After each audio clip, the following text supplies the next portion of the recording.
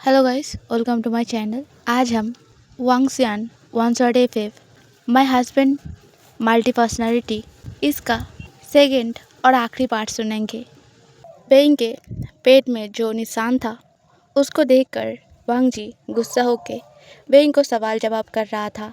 उसके बाद बेइंग वांग जी के इन सारे सवालों से अच्छे से समझ चुका था कि वांग जी का पहले वाला गुस्सेल पर्सनालिटी फिर से वापस आ चुका है। इस चीज़ को समझकर ही बेंग डर के मारे पूरा काँप उठता है। उसे नहीं पता चल रहा था कि वो अब क्या करे और वो वांग जी को क्या आंसर करे जिससे वांग जी उसे गलत ना समझे। वो मन ही मन में बार बार वो अच्छे वाले वांग जी को पुकारे जा रहा था। वो बार बार उसके मन में ही बोले जा रहा था कि वो क्यों उसे छोड़ के चला गया और अब इस वांग जी को वो कैसे समझाए कि आखिर कल रात उसने किसी और के साथ ये सब कुछ नहीं किया है। और अगर वो वांग जी को मल्टी पर्सनैलिटी के बारे में बताएगा तो भी कोई फ़ायदा नहीं होगा, क्योंकि वांग जी इन सारे बातों पर बिलीव नहीं करेगा। ऊपर से शायद उसको ही और भी ज़्यादा ब्लेम करेगा और भी ज़्यादा टॉर्चर भी करेगा। मगर अगर वो कुछ ना भी बताए तो भी वांग जी उसे इतने आसानी से छोड़ेगा नहीं। तो आखिर वेइंग करे तो क्या करे। वेइंग ये सब कुछ सोच ही रहा था, तभी वांग जी बहुत ही गुस्से में साउट करके बोलता है, तुम्हें सुनाई नहीं दिया? मैंने तुमसे क्या पूछा? कब से बुत के जैसे खड़े हो? तुम्हें मुझे आंसर करना चाहिए। आंसर क्यों नहीं कर रहे हो तुम? ये निशान किसने दिया? मैं पिछले 5 मिनट से तुमसे एक ही सवाल पूछे जा रहा हूँ और उसके बदले में मुझे कोई भी आंसर नहीं मिल रहा है। तुम्हें क्या लगता है वेइंग, इसके बाद मैं तुम्हें और सवाल करूँगा? और अगर मैं तुम्हें सवाल नहीं करूँगा तो तुम्हें पता है मैं तुम्हारे साथ और क्या करूँगा? और तुम कुछ देर पहले इतना खुश होके मुस्कुरा रहे थे और मुझे देखते ही तुम्हारा मुस्कुराना बिल्कुल गायब हो गया। भला ऐसा क्यों? तुम किसके लिए इतना प्यार से मुस्कुरा रहे थे? थोड़ा मैं भी तो जानूं। इस बात को सुनकर बेइंग उसके कपकपाते वॉइस में बोलता है, मैं बस ऐसे ही मुस्कुरा रहा था, किसी के लिए नहीं। आप विश्वास कीजिए। और ये निशान, ये बस रैशेस है। वो मैंने कुछ ऐसा खा लिया था जिससे मुझे एलर्जी है, तो इसी वजह से। तभी वांग जी मौकिंगली मुस्कुरा के बोलता है, तुम्हें क्या लगता है मैं छोटा सा बच्चा हूँ जो तुम मुझे ऐसे एक्सक्यूजेस दे रहे हो? अब तुम मुझे सिखाओगे कौन सा चीज़ हिकी है और कौन सा चीज़ रैसेस। ऐसा बोलकर वांग जी बेंग के पेट के उस जगह पे उसका एक थंब रख के उस जगह को प्रेस करके अच्छे से रब करते हुए फिर बेंग को बोलता है, तो ये रैसेस है और तुम मुझे तुम्हारे इस झूठ पर बिलीव करने के लिए बोल रहे हो? तो रैसेस ऐसे दिखता है वेइंग। इधर वेइंग जिसे बहुत ज़्यादा दर्द हो रहा था क्योंकि वांग जी उसके पेट पर बहुत ही फोर्सफुली रब कर रहा था और जिससे होते दर्द की वजह से अब वेइंग रोने के कगार पे आ गया था। तभी वांग जी वेइंग के आंसू को उसके एक थंब से पोंछकर फिर वेइंग के आंखों पर किस करके फिर बोलता है, देखो वेइंग, मेरा वार साइड दिखाने पर मजबूर मत करो। प्लीज़ मुझे बता दो कि ये हिक्की तुम्हें किसने दिया है। तुम अगर मुझे बता दोगे तो आई प्रॉमिस मैं तुम्हें कुछ नहीं बोलूँगा, ठीक है? बता दो जल्दी से कि ये हिक्की किसने दिया। बस तुम मुझे उसका नाम बता दो, फिर उसके बाद बाकी का मैं देख लूँगा, ठीक है? एंड आई प्रॉमिस अगर तुम मुझे उसका नाम बताओगे तो मैं तुम्हारे साथ कुछ नहीं करूँगा, तुम्हें डांटूंगा भी नहीं, बस उसका नाम बता दो। तभी बेंग जो अभी रो रहा था वो हिकअप लेते हुए वांग जी को बोलता है, मेरा हस्बैंड वांग जी।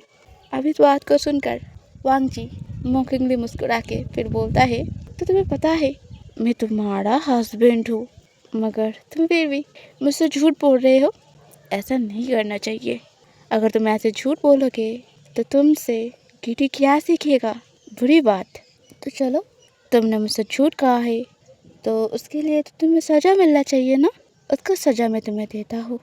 ऐसा बोलकर वांग जी बेइंग को उस किचन के सेल पर बिठाकर फिर वेइंग के शर्ट को एकदम से फाड़ के उसके सीने के एरिया पे किस करने लगता है, जिस चीज़ से होता हुआ फीलिंग की वजह से वेइंग अपने लिप को बाइट किए जा रहा था।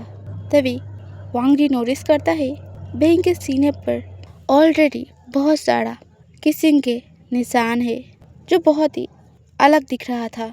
वो उसके दिए हुए निशान जैसा तो बिल्कुल भी नहीं था। अब इस चीज़ को देखकर वांग जी बहुत ज़्यादा गुस्सा हो जाता है। वो मन में सोचता है तो मेरा शक सही था, तुम मेरे पीठ पीछे किसी और पर्सन से मिलते हो, उसके लिए ही तुम वेट कर रहे थे। इसका मतलब मैं जब ऑफिस जाता हूँ तुम यहाँ पे अपना ही कुछ नाटक चालू रखते हो। इसी वजह से मेरे छूने से तुम्हें इतना ज़्यादा घिन होता है, क्योंकि तुम्हारा मन तो अब किसी और के ऊपर आया है ना। ठीक है वेइंग, मैं तुम्हें कुछ नहीं बोलूँगा। तुम्हें जो करना है तुम करो, और मुझे जो करना होगा मैं वो करूँगा। ऐसा बोलकर ही वांग जी वेइंग के सीने पर बहुत ज़ोर से बाइट कर लेता है, जिसकी वजह से वेइंग के सीने पर वांग जी के दांतों का निशान पड़ जाता है। वांग जी उस जगह को शक करके फिर वेइंग की तरफ देखकर वेइंग को बोलता है, क्या दर्द हो रहा है वेइंग? मगर तुम्हें तो शायद इस चीज़ का आदत है ना, तो मुझे नहीं लगता तुम्हें इन सारी चीज़ों से कोई प्रॉब्लम होगा। मैंने सही कहा ना? ऐसा बोलकर वांग जी वेइंग के सारे शरीर को उसके हाथों से छूते हुए फिर वेइंग के साथ बहुत ही रफली वो सब कुछ करने लगता है उस किचन में ही। जब किचन में करके भी वांग जी का मन नहीं भरता, वांग जी वेइंग को लेकर अपने रूम में चला आता है। जब वो रूम में आता है तब उसे दिखाई देता है बेड पूरा मेसी हालत में है, जैसे कि मानो इस बेड पर ऑलरेडी किसी ने रात बिताया है। किसने रात बिताया है? क्योंकि उसे तो कुछ भी याद नहीं है। वो तो सीधे ऑफिस से घर आया और वेइंग घर में था। तो फिर वेइंग ही उस अननोन पर्सन जिसके साथ शायद उसका अफेयर चल रहा है, उसके साथ उसने रात बिताया है यहाँ पे। मगर वांग जी को सब कुछ बहुत ज़्यादा कॉन्फ्यूजिंग लग रहा था, मगर वो इन सारे बारे में ज़्यादा नहीं सोचता, क्योंकि अभी उसके सर पे बहुत ज़्यादा गुस्सा था, क्योंकि वेइंग उसे छोड़कर किसी और के साथ रात बिता रहा है। शायद वेइंग उस पर्सन को प्यार भी करता है, मगर ऐसे कैसे हो सकता है? उसका वेइंग उसे छोड़कर किसी और को कैसे प्यार कर सकता है? और वेइंग वेइंग तो ऐसा नहीं था, तो वो इतना ज़्यादा नीचे कैसे गिर गया? ये सारी चीज़ सोचकर ही वांग जी को बहुत ज़्यादा गुस्सा आ रहा था। वो क्या करे, उसे कुछ भी समझ नहीं आ रहा था। तभी वांग जी वेइंग को एकदम से पुश करके बिस्तर पे फेंक देता है। वेइंग का हालत जो पहले से ही बहुत ज़्यादा ख़राब था, और अभी वांग जी के इन सारे हरकतों की वजह से उसका हालत और भी ज़्यादा ख़राब हो गया था। वो रोते हुए वांग जी को समझाने की कोशिश करता है, मगर वांग जी वेइंग का कोई भी बात नहीं सुनना चाहता था। इसी वजह से वो वेइंग के मुंह पर एक कपड़ा ठूस देता है ताकि वेइंग बात ना कर पाए। फिर वो वेइंग के हाथ और पैर को अच्छे से चेन के साथ बेड से बांध देता है। फिर वांग जी वेइंग के ऊपर आके वेइंग के बालों को पीछे से पकड़ के उसके एक हाथ में फिर वेइंग को बोलता है, मैंने तो तुम्हें सोचा था वेइंग कि तुम मेरे अलावा इस जीवन में किसी और से प्यार नहीं कर पाओगे, मगर मैं तो गलत था। तुम इतने नीचे कैसे गिर सकते हो वेइंग? क्या मेरा प्यार तुम्हारे लिए काफ़ी नहीं है जो तुम किसी और से प्यार ढूंढ रहे हो? बताओ ना वेइंग, क्या मैं तुम्हारे लिए काफ़ी नहीं हूँ? कोई और भी तुम्हें चाहिए? वैसे कितना % चाहिए तुम्हें? मुझे बता दो।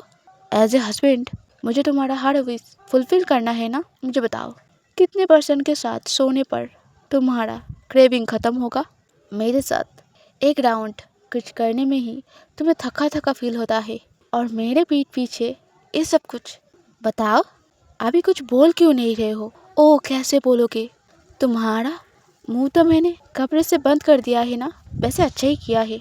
तुम जैसे फिल्थी पर्सन के मुंह से मैं और कुछ भी नहीं सुनना चाहता, और सुन के मैं करूँगा ही क्या, क्योंकि आखिर में तुम तो मुझे डिसअपॉइंट ही करोगे तुम्हारे बातों से। इससे ज़्यादा तो कुछ नहीं। वांग जी ये सब कुछ बोलकर वेइंग की तरफ डिस्गस्टिंग आइज में देखता है। वेइंग जो कुछ बोलने की बहुत ज़्यादा कोशिश कर रहा था, वो अब अपने बंधे हुए हाथ पैरों को ही हिला रहा था। तभी वांग जी वेंग के साथ वो सब कुछ फिर से करने लगता है। 2-3 घंटे बाद भी जब वांग जी वेंग को नहीं छोड़ता और गुस्से में वेंग के साथ और भी रफली वो सब कुछ कर रहा था, तब एक समय पे वेंग और सहना पाके सेंसलेस हो ही रहा था। तभी वांग जी एकदम से वेंग के मुंह से वो कपड़ा हटा के फिर वेंग के दोनों चीक पर हल्के हल्के से थपथपा के वेंग को बोलता है, बेहोश मत हो। अगर तुम बेहोश हो जाओगे तो सब कुछ करने में बिल्कुल भी मज़ा नहीं आएगा। जब मैं तुम्हारे साथ ये सब कुछ करता हूँ, तुम्हारा फेस का एक्सप्रेशन देखने में मुझे बहुत ज़्यादा अच्छा लगता है।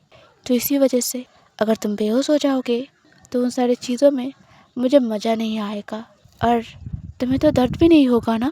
और अगर तुम्हें दर्द नहीं होगा तो मुझे सेटिस्फेक्शन भी नहीं मिलेगा। मगर इस बार भी मेरा तो कोई गलती नहीं है। तुम्हें बताओ, तुम्हारा हस्बैंड रहने के बावजूद भी तुम किसी और के साथ अपना बिस्तर शेयर कर रहे हो, तो तुम बोलो एज ए हस्बैंड मुझे तो गुस्सा आएगा ही ना। मैंने सही कहा ना। तभी बेंग जो अभी बहुत ज़्यादा दर्द में था वो रोते हुए चीख कर बोल उठता है, मैंने कहा तो मैं किसी और के साथ नहीं, आप ही थे जिसके साथ मैं, मगर आप मेरे बात पर बिलीव ही नहीं कर रहे हैं। मैं सच बोल रहा हूँ, मैं किसी और के साथ नहीं। वांग जी प्लीज़ आप वापस आ जाइए, मुझे ये नहीं चाहिए। आप कहाँ चले गए? आपने वादा किया था आप मुझे प्रोटेक्ट करेंगे, तो फिर आप क्यों चले गए? मुझे ये पर्सन नहीं चाहिए, मैं इनको नहीं देखना चाहता, मैं आपको चाहता हूँ। प्लीज़ वांग जी वापस आ जाइए। वेंग के इस सारे हरकतों को देखकर वांग जी पहले शॉक्ड होके एकदम से थम जाता है। फिर वो वेंग को गुस्सा होके बोलता है, नाटक कर रहे हो? ये सारे नाटक करके तुम सिंपैथी गेन करना चाहते हो? तो मैं तुम्हें बता दूँ, ये सारे नाटक करके भी कोई फ़ायदा नहीं है, क्योंकि मैं तुम्हारे तरफ रत्ती भर भी सिंपैथी फील नहीं कर रहा हूँ। तो ये सारे नाटक बंद करके तुम्हारा जो ट्रू कलर है ना वो दिखाओ। मगर वांग जी का कोई भी बात नहीं सुन रहा था।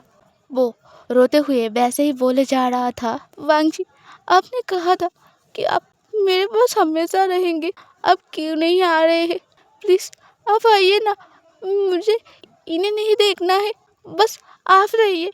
आप तो मुझे और किटी को प्रॉमिस किया था कि आप हमेशा हमारे साथ रहेंगे। मैं आपको बहुत ज़्यादा मिस कर रहा हूँ, आप प्लीज़ आइए। अगर आप यहाँ पे होते तो मेरे साथ ये सब कुछ भी नहीं होता। मुझे पता है आप मेरे साथ कभी भी ऐसा कुछ नहीं कर सकते। मुझे ये नहीं चाहिए। वांग जी आप आइए ना, आपका वाइफ बहुत ज़्यादा दर्द में है, मुझे आप चाहिए वांग जी।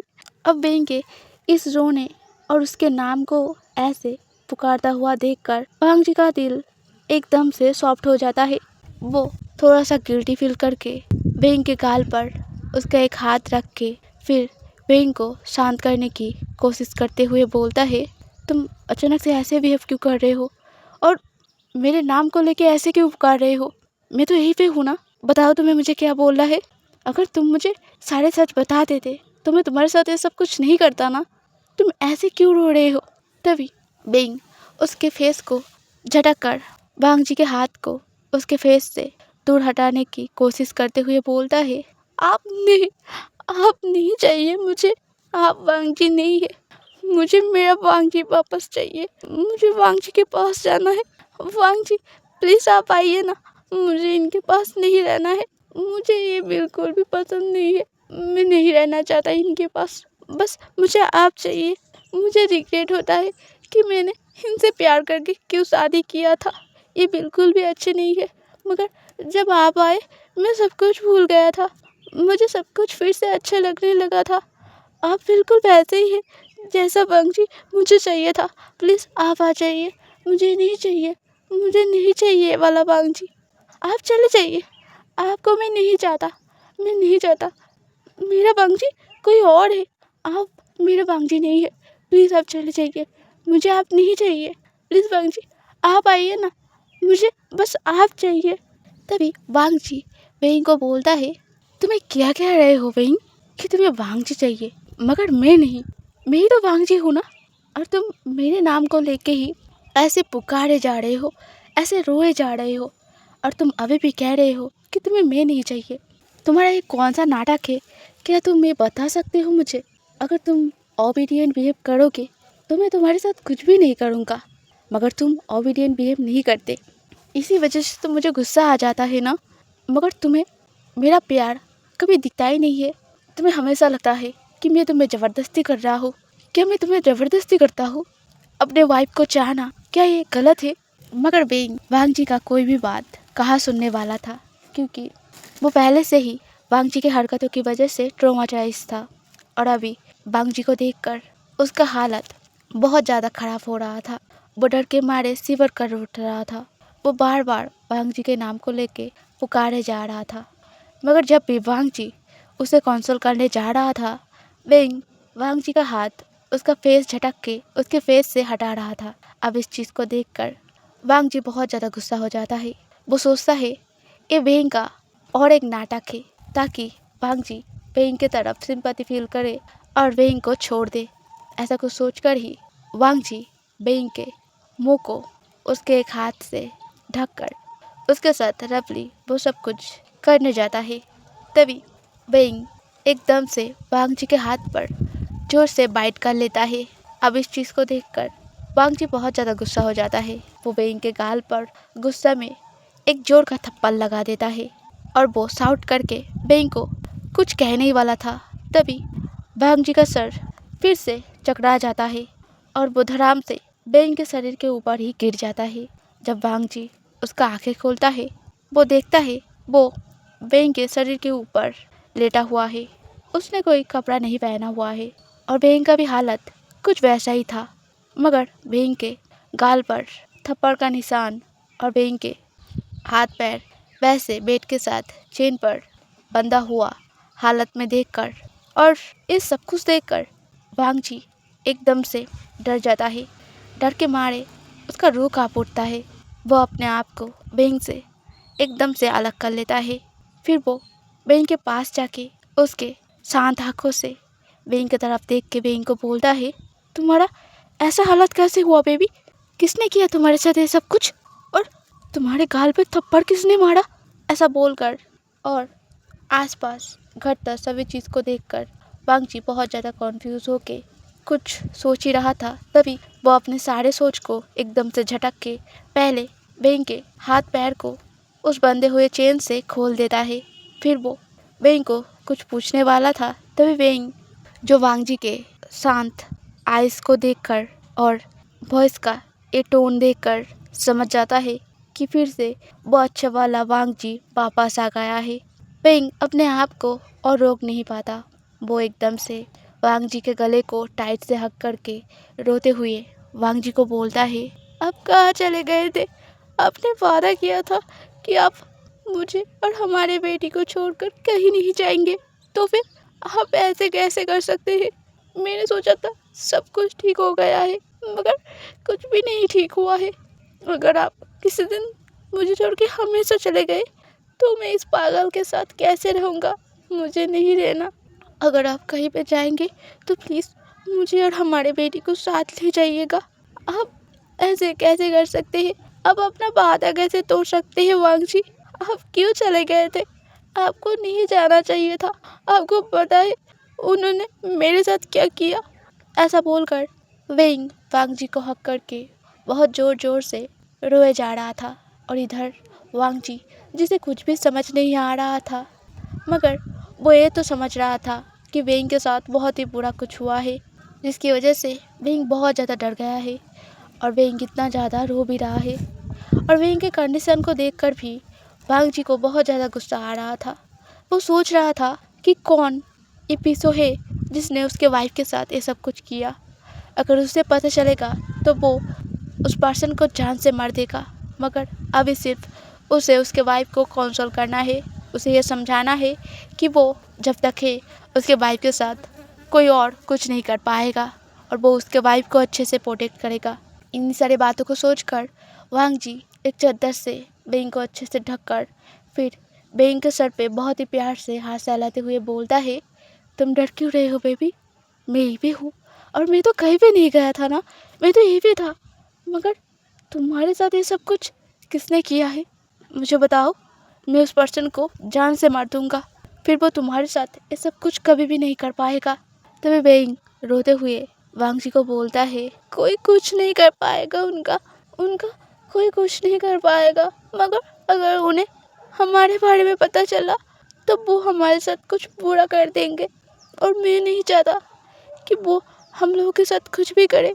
मगर मैं करूँ तो क्या करूँ, मैं कैसे आपको मेरे पास हमेशा के लिए रख लूँ।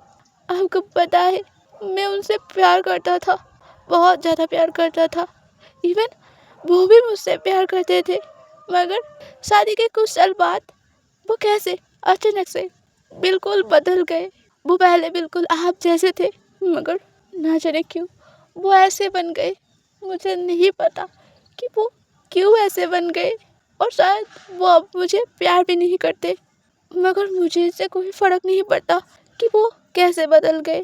बस मैं आपको अब चाहता हूँ, मैं उन्हें नहीं चाहता। वांगजी प्लीज़ अब हमें छोड़ के मत जाइएगा, आप प्लीज़ हमारे साथ रहिएगा। बेइंग की इन सारी बातों को सुनकर वांगजी बहुत ज़्यादा कॉन्फ्यूज़ हो जाता है। वो पूछना चाहता था कि आखिर बेइंग किसके बारे में बात कर रहा है, मगर बेइंग से ये बात पूछने की वांगजी का हिम्मत नहीं होता, क्योंकि बेइंग का हालत पहले से ही बहुत ज़्यादा ख़राब है। और अगर अभी वो ऐसे सवाल जवाब करेगा तो शायद बेइंग का हालत और भी ज़्यादा ख़राब हो जाएगा।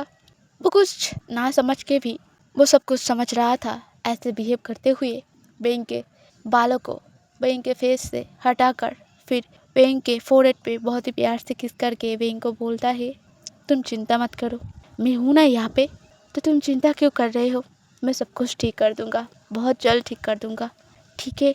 अभी तुम रेस्ट कर लो, ठीक है। और कीटी का भी स्कूल से आने का समय हो गया है, मैं गार्ड को भिजवा रहा हूँ उसे स्कूल से लाने के लिए। फिर उसके बाद हम तीनों एक साथ डिनर करेंगे, ठीक है। ऐसा बोलकर वांगजी बेइंग के पूरे शरीर को अच्छे से साफ करके फिर बेइंग के शरीर में जो सारे चोट वांगजी की वजह से बना था, वो उन सारे चोट पर दवाई लगा के फिर बेइंग को बेड पर सुला देता है मेडिसिन खिला के। फिर वांगजी जब किचन में जाता है तब उसे दिखाई देता है बेइंग का आधा अधूरा बनाया हुआ खाना अभी भी गैस पर वैसे ही है। जिन सारे चीज़ को देखकर इस वांगजी को थोड़ा सा शक होने लगता है। उसे सब कुछ थोड़ा सा गड़बड़ लग रहा था, मगर आखिर गड़बड़ क्या है उसे ये समझ नहीं आ रहा था। वो अपने दिमाग में बहुत ज़्यादा जोर डालता है, जिसकी वजह से उसके दिमाग में एक समय पे पेन होने लगता है। फिर वो सोचना बंद कर देता है, मगर वो उसके धीमे वॉइस में बोलता है, मुझे अच्छे से याद है कि मैं ऑफिस गया था, मगर उसके बाद मुझे कुछ भी याद नहीं आ रहा है। मगर ऐसा क्यों, पहले तो ऐसा कुछ नहीं होता था, तो फिर अचानक से जैसे मानो मैं बहुत देर के लिए सो गया था, फिर उसके बाद मैं जगा हूँ। मुझे ऐसा क्यों महसूस हो रहा है। नहीं, मैं शायद कुछ ज़्यादा ही सोच रहा हूँ। बहन को ऐसे उस हालत में देखकर शायद मैं कुछ ज़्यादा ही चीज़ें इमेजिन करने लगा हूँ। नहीं तो ऐसा सोच की कोई ज़रूरत ही नहीं है, और कुछ नहीं हुआ है। मैं ज़्यादा ही सोच रहा हूँ। ज़्यादा मत सोच वांगजी, कीटी का आने का समय भी हो गया है। अभी मैं खाना बना लेता हूँ, फिर उसके बाद हम तीनों खाना खा लेंगे। ऐसा बोलकर वांगजी बेइंग के आधा अधूरे बनाया गया खाना जो अभी वेस्ट हो गया है उसे साइड हटा के नए तरीके से खाना बनाने लगता है। कीटी जब स्कूल से आता है तब उसे दिखाई देता है उसका पापा किचन में खाना बना रहा है। वो उसके पापा को देखकर खुश होके पीछे से जाकर उसके पापा को हक कर लेता है। वांगजी कीटी को उसे ऐसा हक करता हुआ देखकर मुस्कुरा के कीटी को एक हाथ से उसके गोद में उठा लेता है। फिर वो दूसरे हाथ से खाना बनाते हुए कीटी को बोलता है, गुड़िया का स्कूल कैसा था, पापा को मिस किया। इस बात को सुनकर कीटी मुस्कुरा के बोलता है, बहुत ज़्यादा मिस किया पापा। वैसे आप क्या बना रहे हैं और मम्मा कहाँ पे है। इस बात को सुनकर वांगजी बोलता है, तुम्हारा और मम्मा का पसंदीदा कुछ, और मम्मा का तबीयत ख़राब है, इसी वजह से वो रूम में सो रहा है। मैं खाना तैयार कर लूँ, उसके बाद हम तीनों एक साथ खा लेंगे। इस बात को सुनकर कीटी थोड़ा सा कॉन्फ्यूज़ होकर बोलता है, मगर मम्मा का तबीयत क्यों ख़राब है डैडी। क्योंकि मम्मा का तबीयत तो ख़राब नहीं होना चाहिए था ना, क्योंकि आप तो अच्छे वाले पापा हैं, और जब से अच्छे वाले पापा आए हैं तब से मेरा मम्मा का और तबीयत ख़राब नहीं होता। इस बात को सुनकर अब वांग जी के मन में जो शक पैदा हो रहा था वो और भी ज़्यादा गहरा होने लगता है। उसे कुछ अजीब लग रहा था। इसी वजह से वो छोटी सी किटी को घुमा फिरा के पूछने लगता है, वैसे किटी, मैं तुमसे कुछ सवाल पूछूंगा और तुम उसका जवाब मुझे सीधे सीधे देना, ठीक है? तभी किटी उसका सर हाँ में हिला के बोलता है, हाँ, अगर मुझे जवाब पता होगा तो मैं पापा को बता दूंगा, क्योंकि आप तो अच्छे वाले पापा हैं ना, और आप मम्मा और मुझे प्यार भी करते हैं, तो इसी वजह से किटी आपकी हर एक बात सुनेगा। इस बात को सुनकर वांग जी मुस्कुरा के बोलता है, वैसे किटी बेटा, तुम हर बार अच्छे वाले पापा और बुरे पापा क्यों बोलते हो? मैं तो एक ही पर्सन हूँ ना, या फिर दो दो पर्सन जो तुम मुझे अच्छा और बुरा बोलते हो? क्या इसका कोई रीज़न है? इस बात को सुनकर किटी उसका सर हाँ में हिला के बोलता है, हाँ है ना रीज़न, क्योंकि आप पहले से अच्छे नहीं थे, आप तो अचानक से अच्छे हुए हैं। ना जाने आप अचानक से कैसे अच्छे हो गए, मगर कोई भी वजह हो, आप अच्छे हो गए हैं, यही हमारे लिए काफ़ी है।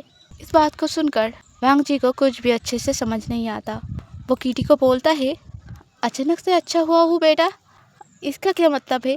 मैं तो पहले से ही अच्छा ही था ना। इस बात को सुनकर किटी बोलता है, नहीं नहीं, पहले से आप अच्छे नहीं थे, आप तो पहले बहुत बुरे थे। आपको पता है, आप मम्मा को टॉर्चर करते थे, मुझे डांटते थे, मुझे कहते थे कि मुझे ऑर्फनेज भेज देंगे अगर मम्मा ने आपका बात नहीं सुना, क्योंकि मैं आपको पापा नहीं बुलाता था, इसी वजह से। और आप बात बात पर मम्मा को डांटते थे, टॉर्चर करते थे। हम दोनों को बिल्कुल भी प्यार नहीं करते थे।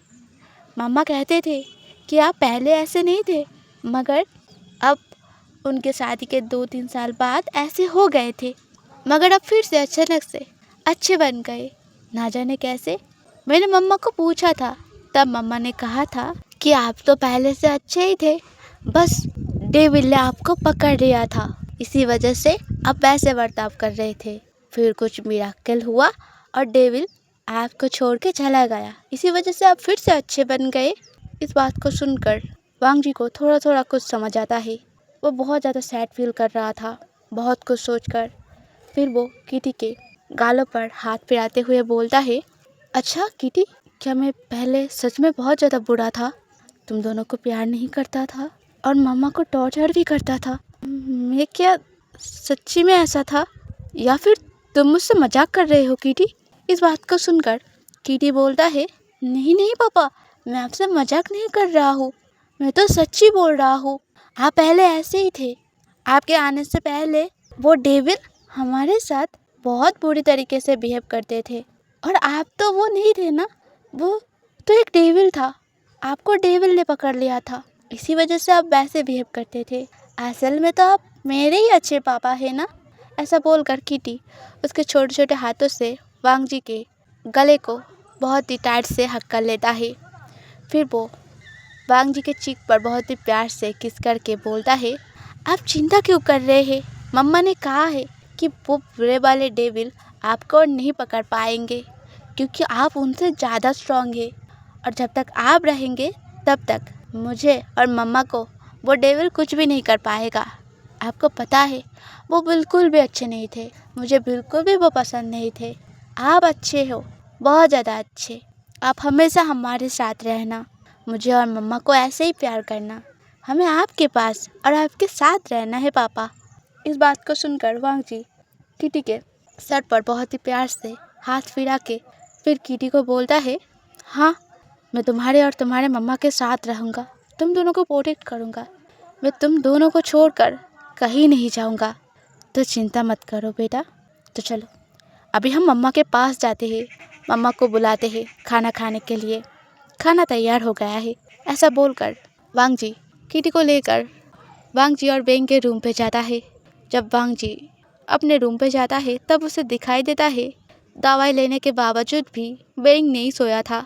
वो उसके आँखों को खोलकर सीलिंग की तरफ देखते हुए उसके मुंह से धीरे धीरे वॉइस में कुछ बड़बड़ाया जा रहा था, जिस चीज़ को देखकर अब वांग जी को समझ आता है कि आखिर बेंग ऐसा बिहेव क्यों कर रहा है। बेंग वांग जी को देखकर एकदम से हड़बड़ी में उठ बैठकर फिर बोलता है, आप खाना बनाना हो गया है। और किटी, तुम स्कूल से वापस आ गए हो? तुम स्कूल से कब वापस आए? इस बात को सुनकर किटी बोलता है, बस अभी अभी आया था मम्मा। आकर मैं पापा के पास गया था। मैं आपके पास आने ही वाला था, तभी पापा मुझसे पूछ रहे थे कि वो बूढ़े वाले पापा। इस बात को सुनकर वांग जी पैनिक करके किटी को बोलता है, अभी इन सारे बारे में बात नहीं करते, ठीक है बेटा? मामा का तबीयत खराब है ना, पहले हम जाके खाना खा लेते हैं, उसके बाद हम बात करेंगे बैठ के तीनों, ठीक है? इस बात को सुनकर किटी उसका सर हाँ में हिला देता है। तभी वांग जी वेंग के पास आके वेंग को एक हाथ से उठ खड़ा करके फिर वेंग को सपोर्ट देते हुए डाइनिंग रूम तक ले जाता है। फिर वेंग और किटी को एक बेंच पर बिठाकर उन दोनों को खाना सर्व करके फिर खुद भी उनके साथ खाना खाने लगता है। जब खाना खाना हो जाता है, वांग जी किटी को स्टोरी बोलकर सुलाकर फिर अपने और वेंग के रूम पे आकर वेंग को हक करके सोकर फिर वांग जी वेंग को बोलता है, अच्छा बेबी, क्या मैं एक बुरा पर्सन हूँ? इस बात को सुनकर वेंग एकदम से उसका सर ना में हिला के बोलता है, नहीं तो आप बुरे पर्सन नहीं है। और किसने कहा आपको बुरा? आप तो हमारे लिए फरिश्ता है। आप जब से आए हैं मुझे पता चला है कि आखिर खुशी क्या है और हम खुशी के लायक है। नहीं तो मुझे लग रहा था कि मुझे मेरे बेटी को लेके मर जाना होगा, मैं और जी ही नहीं पाऊँगा। और मुझे तो ऐसा ही लग रहा था कि अब जी के क्या फ़ायदा है, मगर जब से आप आए हैं तब से सब कुछ ठीक लग रहा है। मुझे भी लग रहा है कि मैं जीना चाहता हूँ। हम तीनों का एक हैप्पी फैमिली है और मैं इसमें बहुत ज़्यादा खुश हूँ। बस आप हम दोनों को छोड़ के कहीं मत जाना, ठीक है? आपको हमारे पास ही रहना है। आपको समझ आया है ना? आपको मेरी कसम। इस बात को सुनकर वांग जी हल्के से मुस्कुरा के फिर वेंग के फोrehead पे किस करके बोलता है, मैंने तो पहले भी कहा था ना, मैं मेरी इतनी प्यारी फैमिली को छोड़कर कहाँ जाऊँगा। और अगर किसी को जाना है तो वो कोई और जाएगा, मैं नहीं। मैं तुम दोनों के पास ही रहूँगा। और अब जब तुम दोनों मुझे मिले हो, मैं तुम दोनों को किसी को भी मुझसे छीनने नहीं दूँगा। और जब मैंने वादा किया है कि मैं तुम दोनों को प्रोटेक्ट करूँगा, तो मैं तुम दोनों को प्रोटेक्ट करूँगा। तुम चिंता मत करो, मैं दोबारा किसी को भी तुम्हें हर्ट करने नहीं दूँगा, ठीक है? अभी सो जाओ बेबी, बहुत ज़्यादा रात हो गया है। ऐसा बोलकर वांग जी वेंग के पीठ पर बहुत ही प्यार से थपथपाने लगता है। कुछ देर बाद वेंग सो जाता है। वेंग के सो जाने के बाद वांग जी वेंग के पास से उठ के ड्रॉयर से एक नोट बुक निकाल के उसमें कुछ लिखने लगता है। तभी अचानक से जब वेंग नींद से उठता है तब उसके पास उसे वांग जी नहीं दिखता। जब वो सामने की तरफ देखता है तब उसे दिखाई देता है वांग जी टेबल पर बैठ के कुछ लिख रहा है। इस चीज़ को देखकर वेंग बहुत ज़्यादा डर के उसके डरे हुए वॉइस में वांग जी को बोलता है, आप भाभी क्या कर रहे हैं? इस वॉइस को सुनकर वांग जी वेंग को एश्योर करते हुए बोलता है, कुछ नहीं बेबी, मैं बस ऑफिस का कुछ फाइल देख रहा था। और तुम उठ क्यों गए? रुको, मैं तुम्हारे पास जाता हूँ। अब लगता है हमारे बेटी के साथ साथ उसके मम्मा को भी लोरी सुना के सुलाना होगा। ऐसा बोलकर वांग जी बात को घुमाकर वो जिस नोटबुक में कुछ लिख रहा था उस चीज़ को वापस से उस जगह पे रखकर वेंग के पास आके वेंग को टाइट से हक करके सो जाता है।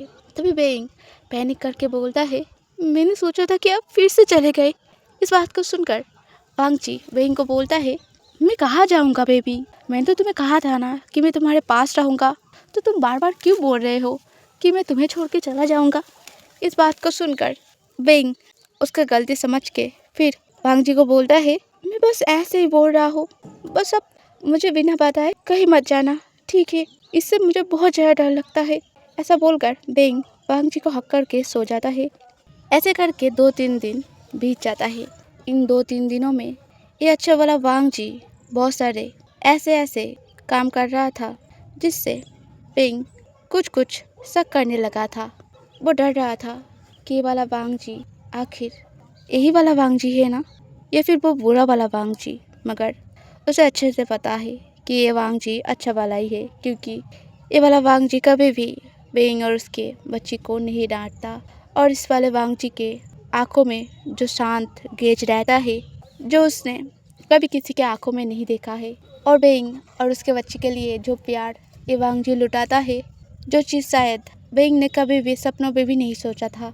हाँ, शादी से पहले वांगजी अच्छा तो था, मगर इतना ज़्यादा भी अच्छा नहीं जितना अच्छा ये वाला वांगजी है। बेइंग ने नोटिस किया है कि ये वाला वांगजी अभी कुछ मेडिसिन लेने लगा है, जिस चीज़ को देखकर वेंग बहुत ज़्यादा टेंस होके जब वांगजी को पूछा था, क्या आपका तबीयत खराब है? आप दवाई क्यों खा रहे हैं? क्या हुआ है आपको? और अगर आपको कुछ हुआ है तो आपने मुझे बताया क्यों नहीं? इस बात को सुनकर वांगजी ने मुस्कुरा के वेंग को कहा था, मुझे कुछ भी नहीं हुआ है। और तुम्हें लगता है मुझ जैसे इतने बड़े पर्सन को कुछ हो सकता है?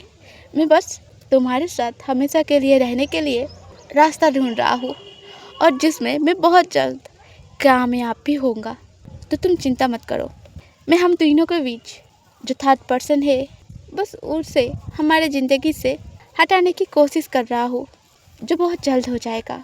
वांगजी की इन सारी बातों को सुनकर वेंग को कुछ भी समझ नहीं आता, मगर वेंग कुछ समझने की कोशिश भी नहीं करता। उसके पास उसका ये प्यारा वांगजी है और उन तीनों का एक प्यारा फैमिली है। बस उसे इन दोनों चीज़ से ही मतलब था। उसे और किसी चीज़ से फ़र्क नहीं पड़ रहा था।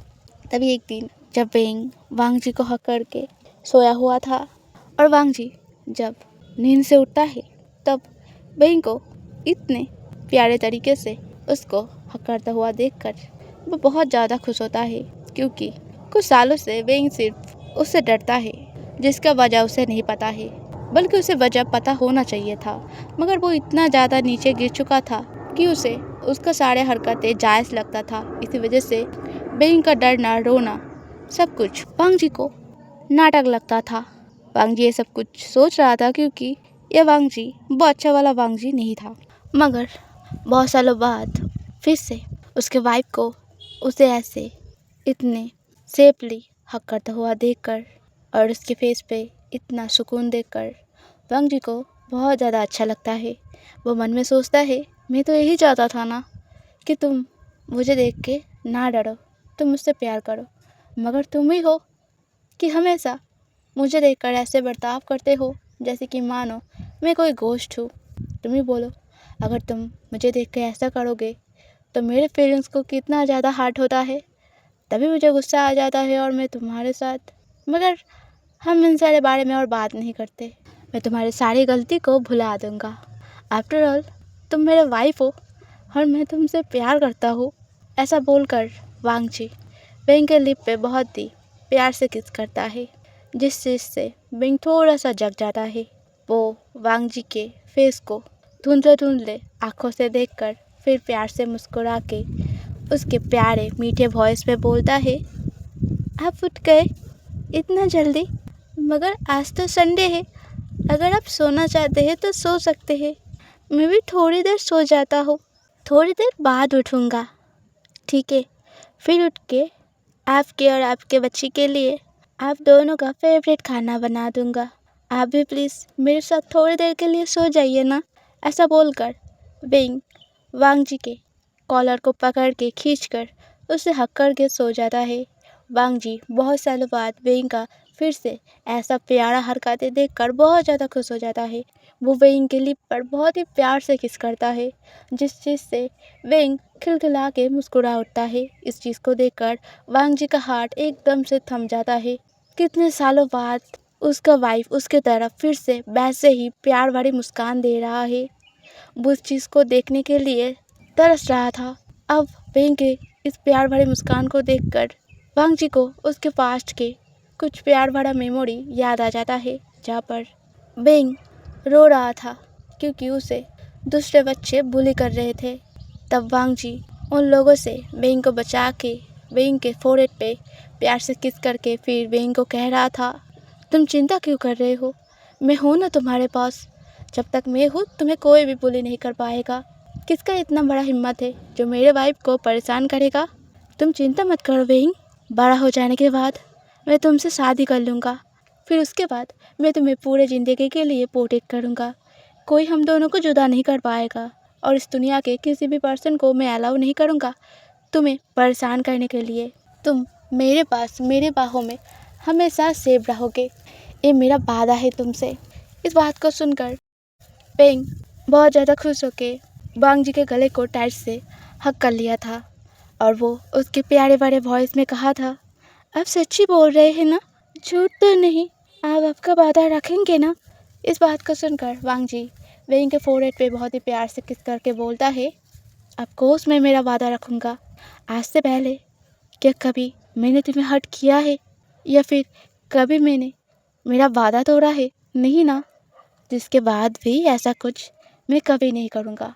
मैं मेरा वादा हमेशा रखूँगा। बस इस चीज़ को सोचकर ही वांग जी एकदम से उसके सर को झटक लेता है। उसे याद आने लगता है कि उसने तो उसका वादा नहीं रखा है ना। वो अचानक से बदल गया। अचानक से उसका वेइंग का सारा हरकतें बहुत ही इरिटेटिंग लगने लगा। अचानक से वो नज़रअंदाज करने लगा वेइंग के सारे फीलिंग। बस उसे वेइंग का शरीर चाहिए था। ना जाने वांग जी ऐसे कैसे हो गया, मगर वो तो वेइंग को अब भी प्यार करता है।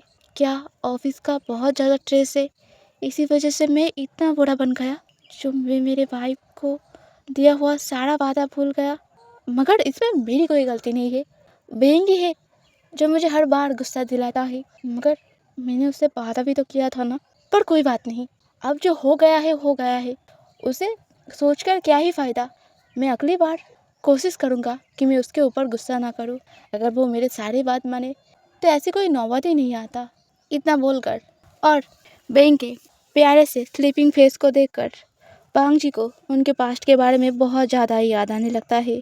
पांग जी बेड से उठकर फिर एक ड्रॉयर के पास जाके उस ड्रॉयर को खोलकर एक एल्बम निकालता है। एल्बम को निकालते समय उसे पास में ही एक नोटबुक दिखता है जिसमें शायद कुछ लिखा था, मगर वांग जी उस चीज़ पर ध्यान नहीं देता। वो उस एल्बम को निकाल के बेड पर बैठ के बेइंग और उसके पुराने सारे पिक्चर को देखने लगता है, जहाँ पर बेइंग और उसका कॉलेज के समय से लेकर एक साथ बिताया हुआ सारे प्यार भरे मोमेंट है। सारे पिक्चर में बेइंग बहुत ही प्यार से मुस्कुरा रहा है। बेइंग वांग जी से बहुत ही क्लींजी तरीके से हक करके सारे पिक्चर में था और बेइंग के फेस में जो खुशी झलक रहा था उससे साफ साफ पता चल रहा था कि बेइंग आखिर वांग जी से कितना ज़्यादा प्यार करता था। इवन वांग जी के फेस में भी बहुत ज़्यादा एक प्यारा मुस्कान था। वो बेइंग की तरफ बहुत ही प्यार से देख रहा था। उन सारे पिक्चर को देखकर वांग जी को रियलाइज़ होता है कि वो इन सालों में बेइंग को दिया हुआ सारा वादा भूल चुका था। एक टाइम पे जब उसने कहा था कि वो बेइंग को प्रोटेक्ट करेगा, उसे किसी और को हर्ट नहीं करने देगा, इवन वो खुद भी नहीं करेगा, मगर अब तो कुछ उल्टा ही हो रहा है। वो बेइंग को बहुत ज़्यादा टॉर्चर भी करता है। इवन बेइंग के रोने को देखकर भी उसे कोई फ़र्क नहीं पड़ता था, वो नहीं रुकता था। तभी वांग जी को याद आता है कि कैसे उस दिन बेइंग उसके नाम को लेकर ज़ोर ज़ोर से चीखते हुए रोए जा रहा था। तो फिर क्या बेइंग उसके ही पुराने सेल्फ को बुला रहा था? हाँ, शायद ऐसा ही बात होगा, क्योंकि मैं पहले उसे बहुत ज़्यादा प्यार करता था। पहले नहीं, इवन मैं आज भी करता हूँ, मगर शायद मेरा अभी का तरीका ठीक नहीं है, जिसकी वजह से वो मुझसे डरता है, मेरे पास नहीं आता। मुझे देखकर ही उसका फेस का रंग उतर जाता है। मगर उस दिन मैंने उसके पेट पर हिक्की देखा था जो मैंने नहीं दिया था, मगर वो रोते हुए कह रहा था कि वो मैंने ही किया है, मगर मुझे उस बारे में कुछ भी याद नहीं था, तो इसी वजह से मैंने उसके साथ वो सब कुछ किया है। मगर जो भी हो, मैं आगे से ऐसा कुछ नहीं करूँगा। मैं उसे और हमारे बच्चे को बहुत प्यार से रखूँगा। मैं बेंग के उठते ही बेंग से माफ़ी मांग लूँगा। मैं समझ पा रहा हूँ कि मुझे ऐसा कुछ नहीं करना चाहिए था, क्योंकि मैंने उससे शादी करते समय उसे ऐसा जीवन देने का तो वादा नहीं किया था ना। मैंने कहा था कि मैं उसे एक हैप्पी फैमिली दूंगा, मगर यहाँ पे मैं तो कुछ और ही कर रहा हूँ। मुझे पता है कि बहुत देर हो गया है, मगर मैं फिर भी अपने आप को सुधार लूँगा मेरे बहन के लिए। और मुझे अच्छे से पता है कि वो मुझे माफ़ कर देगा। वो मुझसे बहुत ज़्यादा प्यार करता है। मुझे अभी भी याद है, जब भी मैं कहता था कि मैं उसे छोड़ के चला जाऊँगा, वो डर से रो पड़ता था। तो इसी वजह से मुझे अच्छे से पता है कि वो मुझे माफ़ कर देगा। ऐसा बोलकर ही वांग जी जब बेंग के फेस की तरफ देखता है तब उसे दिखाई देता है बेंग सोते सोते ही कुछ सोचकर बहुत ही प्यार से मुस्कुरा रहा है। इस चीज़ को देखकर वांग जी बेंग के लिप पर किस कहने के लिए उसके करीब जाने ही वाला था, तभी उसे लिविंग रूम से सुनाई देता है किटी का आवाज़। किटी किटी पापा पापा कह के बहुत ज़्यादा चीखे जा रहा था। इस आवाज़ को और इस पापा वर्ड को सुन के वांग जी बहुत ज़्यादा शॉक्ड हो जाता है। वो जब अपने रूम से बाहर जाके लिविंग रूम में जाता है तब उसे दिखाई देता है किटी हर जगह पापा पापा चीख कर किसी को ढूंढे जा रहा है। इस चीज़ को देखकर वांग जी बहुत ज़्यादा शॉक्ड हो गया था। तभी किटी जब पीछे मुड़ता है वो वांग जी को देखकर एकदम से दौड़ के आके वांग जी के पैरों को हक कर लेता है। इस चीज़ को देखकर वांग जी बहुत ज़्यादा शॉक्ड हो जाता है, क्योंकि जो बेटी उसे देखकर बहुत ज़्यादा डिस्कस्ट लुक देता था, जो उसे पापा कहने पर बिल्कुल भी राजी नहीं होता था, वही बच्ची आज उसे इतना प्यार से हक करके पापा करके बुला रहा है। इस चीज़ को देखकर वांग जी बहुत ज़्यादा खुश हो जाता है। वो किटी को हक करके अपने गोद में उठाकर फिर बोलता है, क्या हुआ है आज अचानक से पापा के ऊपर इतना ज़्यादा प्यार आ रहा है। तभी किटी मुस्कुरा के बोलता है, आप भी क्या बोल रहे हैं पापा कि अचानक से? आप तो अच्छे वाले पापा है ना, तो मैं तो आपसे बहुत ज़्यादा प्यार करता हूँ, तो आप ऐसे क्यों बात कर रहे हैं? और आपने मुझे जो कल प्रॉमिस किया था आपको याद है? आपको वो प्रॉमिस आज रखना होगा। और मुझे पता है मेरा पापा वादा कभी नहीं तोड़ते। पापा ने कहा था कि आज आप मुझे वो वाला खिलौना खरीद के देंगे। आपने वादा किया था कि अगर मैं कल जल्दी जल्दी सो जाऊँ तो आप मुझे खरीद के देंगे, और मैं कल जल्दी जल्दी सो गया था, तो आपको आपका वादा रखना ही होगा। इस बात को सुनकर वांग जी जो बहुत ज़्यादा कॉन्फ्यूज़ था वो किटी को पूछता है, कल मैंने तुमसे वादा किया था, मगर कब किटी? मुझे तो कुछ भी याद नहीं है, और मुझे आजकल कुछ ज़्यादा ही याद नहीं रहता। आज से लेकर 2-3 दिन तक मुझे कुछ भी याद नहीं है। पहले तो ये सब कुछ बहुत ज़्यादा अजीब लग रहा था, मगर अब मुझे बहुत ज़्यादा शक हो रहा है। क्या कुछ पंख ये सब कुछ सोच ही रहा था, तभी किटी बहुत ज़्यादा नाराज़ होते हुए बोलता है, आप ऐसे बिहेव क्यों कर रहे हैं पापा? बिल्कुल उस डेविल वाले डैड की तरह। आप तो अच्छे वाले पापा है ना, तो फिर आप क्यों ऐसे बर्ताव कर रहे हैं? मुझे बिल्कुल भी पसंद नहीं है कि आप उस गंदे से पापा जैसे बिहेव करें। और देखिए आपकी आंखें, आपके फेस एक्सप्रेशन, सब कुछ वो गंदे वाले पापा जैसे है। क्या आपको कुछ हुआ है? क्या उस डेविल ने आपको फिर से पकड़ लिया है? हम अब क्या करेंगे? मामा कह रहे थे, मम्मा को पता है उस डेविल को भगाने का दवा। मम्मा ने तो उन्हें भगाया है, या फिर आपका तबीयत खराब है? अब मुझे बता सकते हैं पापा? इस बात को सुनकर वांग जी जो कॉन्फ्यूज था और थोड़ा सा गुस्सा भी, वो किटी को डांट लगाते हुए बोलता है, तुम किसकी बात कर रहे हो किटी? मुझे कुछ भी समझ नहीं आ रहा है। थोड़ा सा ठीक ठाक करके अगर बोलोगे तो। तभी किटी उसके टियारी से आंखों में वांग जी की तरफ देखकर फिर बोलता है, आपको क्या हो गया है पापा? क्या आपका तबीयत खराब है, या फिर डेविल? मुझे मम्मा के पास जाना है। अब इतने ज़्यादा बदल कैसे गए? अच्छे पापा क्या फिर से चले गए? मम्मा ने कहा था कि आपको बूढ़े पापा के बारे में कुछ भी बताने से, मगर मैं आपको फिर भी बताया कि इसी वजह से वो अच्छे वाले पापा नाराज होके चले गए। अब मैं क्या करूँगा? अगर मम्मा को पता चल गया तो मम्मा को बहुत ज़्यादा सैड फील होगा कि आप मेरे अच्छे वाले पापा नहीं है। ऐसा बोलकर किटी रोने लगता है। वांग जी क्या करे उसे कुछ भी समझ नहीं आ रहा था। वो किटी के पीठ पे थपथपाते हुए किटी को चुप कराने की कोशिश करता है। वो झूठ मूठ से किटी को बोल देता है, अरे तुम्हें क्या बोल रहे हो? मैं तो हूँ ना तुम्हारे अच्छे वाले पापा। वांग जी को कुछ भी समझ नहीं आ रहा था, मगर वो फिर भी जैसे तैसे झूठ बोलकर किटी को रुलाने से चुप कर देता है। किटी चुप होके उसके आंखों को पोंछकर उसके पापा के सीने में उसके सर को छुपाते हुए उसके पापा को बोलता है, आप ऐसे ही हमें पसंद है, आप प्लीज़ हमें छोड़कर मत जाना। मम्मा कह रहे थे कि आप हमें छोड़कर जा सकते हैं। जब आप हमें छोड़ कर चले जाएंगे तो हम दोनों को भी ये वर्ल्ड छोड़ देना होगा। हम और नहीं जी सकते, क्योंकि उस बूढ़े पापा के साथ मम्मा और नहीं रह सकते, क्योंकि वो आपसे बहुत ज़्यादा प्यार करते हैं और अब भी तो हमें प्यार करते हैं ना।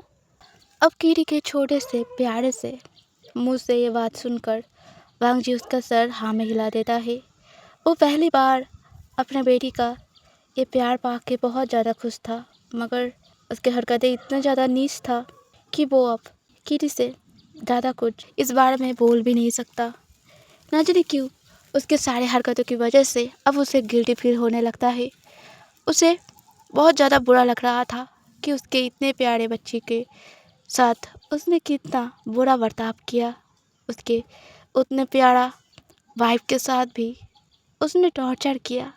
मगर कीटी किसके बारे में बात कर रहा है जिसे वो अच्छे पापा कह रहा है? ऐसा कुछ सोचकर ही वांग जी घुमा फिरा कर कीटी से इन दिनों क्या क्या हुआ है इन सारे बारे में पूछने लगता है। और कीटी जो बहुत ज़्यादा नादान था वो सारे बारे में इस बूढ़े वांग जी को बता भी देता है।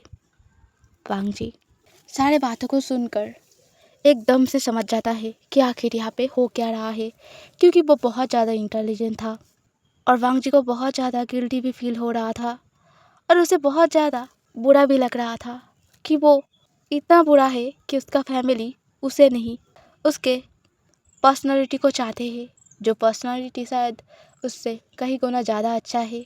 उसका वाइफ और उसका बेटी उस पर्सनालिटी के पर्सन से प्यार करता है, उससे नहीं। उसे कोई नहीं चाहता। इस बात को सोचकर ही वांग जी का हार्ट रोने लगता है। वो उसके बेटी को बहुत ही प्यार से हक कर लेता है। तभी किटी उसके डैडी को बोलता है, क्या कर रहे हैं पापा, मुझे दर्द हो रहा है और आप इतना ज़्यादा अजीब क्यों बिहेव कर रहे हैं आज? क्या आपको कुछ हुआ है? क्या हम डॉक्टर अंकल के पास जाए? ऐसा बोलकर किटी वांग जी के गोद से उतर के वांग जी के लिए एक ग्लास में पानी ले आकर उसके छोटे छोटे हाथों से वांग जी को वो पानी पिलाने लगता है। फिर वो उसके छोटे छोटे हाथों से वांग जी के सर पे बहुत ही प्यार से हाथ सहला के बोलता है, आप सो जाइए, मैं आपको सुला देता हूँ। हर रोज़ आप मुझे कहानी सुनाते हैं, मगर मैं तो आपका अच्छा बच्ची हूँ ना, तो इसी वजह से आज आपका तबीयत ख़राब है, तो इसी वजह से मैं आपको सुला दूँगा, ठीक है? आप चिंता मत कीजिए। मम्मा नींद से उठने के बाद मैं मम्मा को भी संभाल लूँगा, आप चिंता मत कीजिए। उसके बेटी की इतना क्यूट हरकतें को देखकर वांग जी का आंखें आंसू से भर जाता है। वो अपने मन में सोचता है कि मैं कितना ज़्यादा नालायक हूँ। मेरे पास इतना प्यारा फैमिली रहने के बाद भी मैं उन लोगों को नहीं पहचान पाया। मैंने कभी भी उन लोगों के साथ समय नहीं बिताया। मुझे पता ही नहीं चला कि मैं कितना प्यारा चीज़ ऐसे ही खो रहा हूँ। तभी बेइंग जो नींद से उठकर वांग जी को ढूंढते हुए बाहर आया था, वो किटी को वांग जी के सर पे हाथ सहलाते हुए देखकर मुस्कुराते हुए उन दोनों के पास आके बोलता है, तुम दोनों का बाप बेटी का क्या चल रहा है? स्कूल से आते ही शुरू हो गया पापा का लाडली, और तुम ऐसा क्यों कर रहे हो? क्या पापा का तबीयत खराब है? इस बात को सुनकर किटी उसका सर क्यूटली हाँ में हिला के बोलता है, हाँ मम्मा, पापा का तबीयत खराब है। देखिए पापा का आंखें भी कितना ज़्यादा रेड है, रो रहे हैं पापा, ना जाने पापा को क्या हुआ है। इस चीज़ को सुनकर बेइंग बहुत ज़्यादा टेंस होके वांग जी के फेस को उसके दोनों हाथों से पकड़ के फिर बोलता है, आपको क्या हुआ है? हाँ, आपका आंखें ऐसे क्यों दिखा रहा है? क्या आपको कुछ हुआ है? इस बात को सुनकर वांग जी बेइंग को बोलता है, नहीं तो मुझे कुछ नहीं हुआ है। इस बात को सुनकर बेइंग बहुत ज़्यादा टेंस होके वांग जी के गालों पर बहुत ही प्यार से हाथ सहला के बोलता है, आपका फेस इतना ज़्यादा गर्म क्यों है? क्या आपको बुखार हुआ है या फिर आप कुछ सोच रहे हैं? मैंने आपको कितनी बार कहा है कि आप उल्टे सीधे बारे में मत सोचना, तो आप फिर भी ऐसा क्यों कर रहे हैं?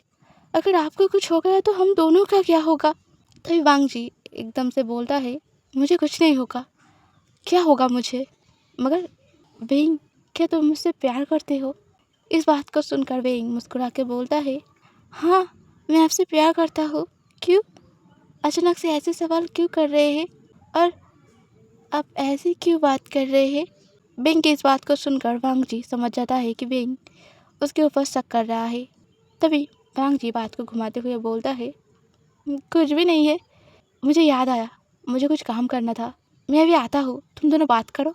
ऐसा बोलकर वांग जी वहाँ से उठकर चला जाता है। वेंग वांग जी के चले जाते हुए फिगर की तरफ ब्लैंकली देखता रहता है।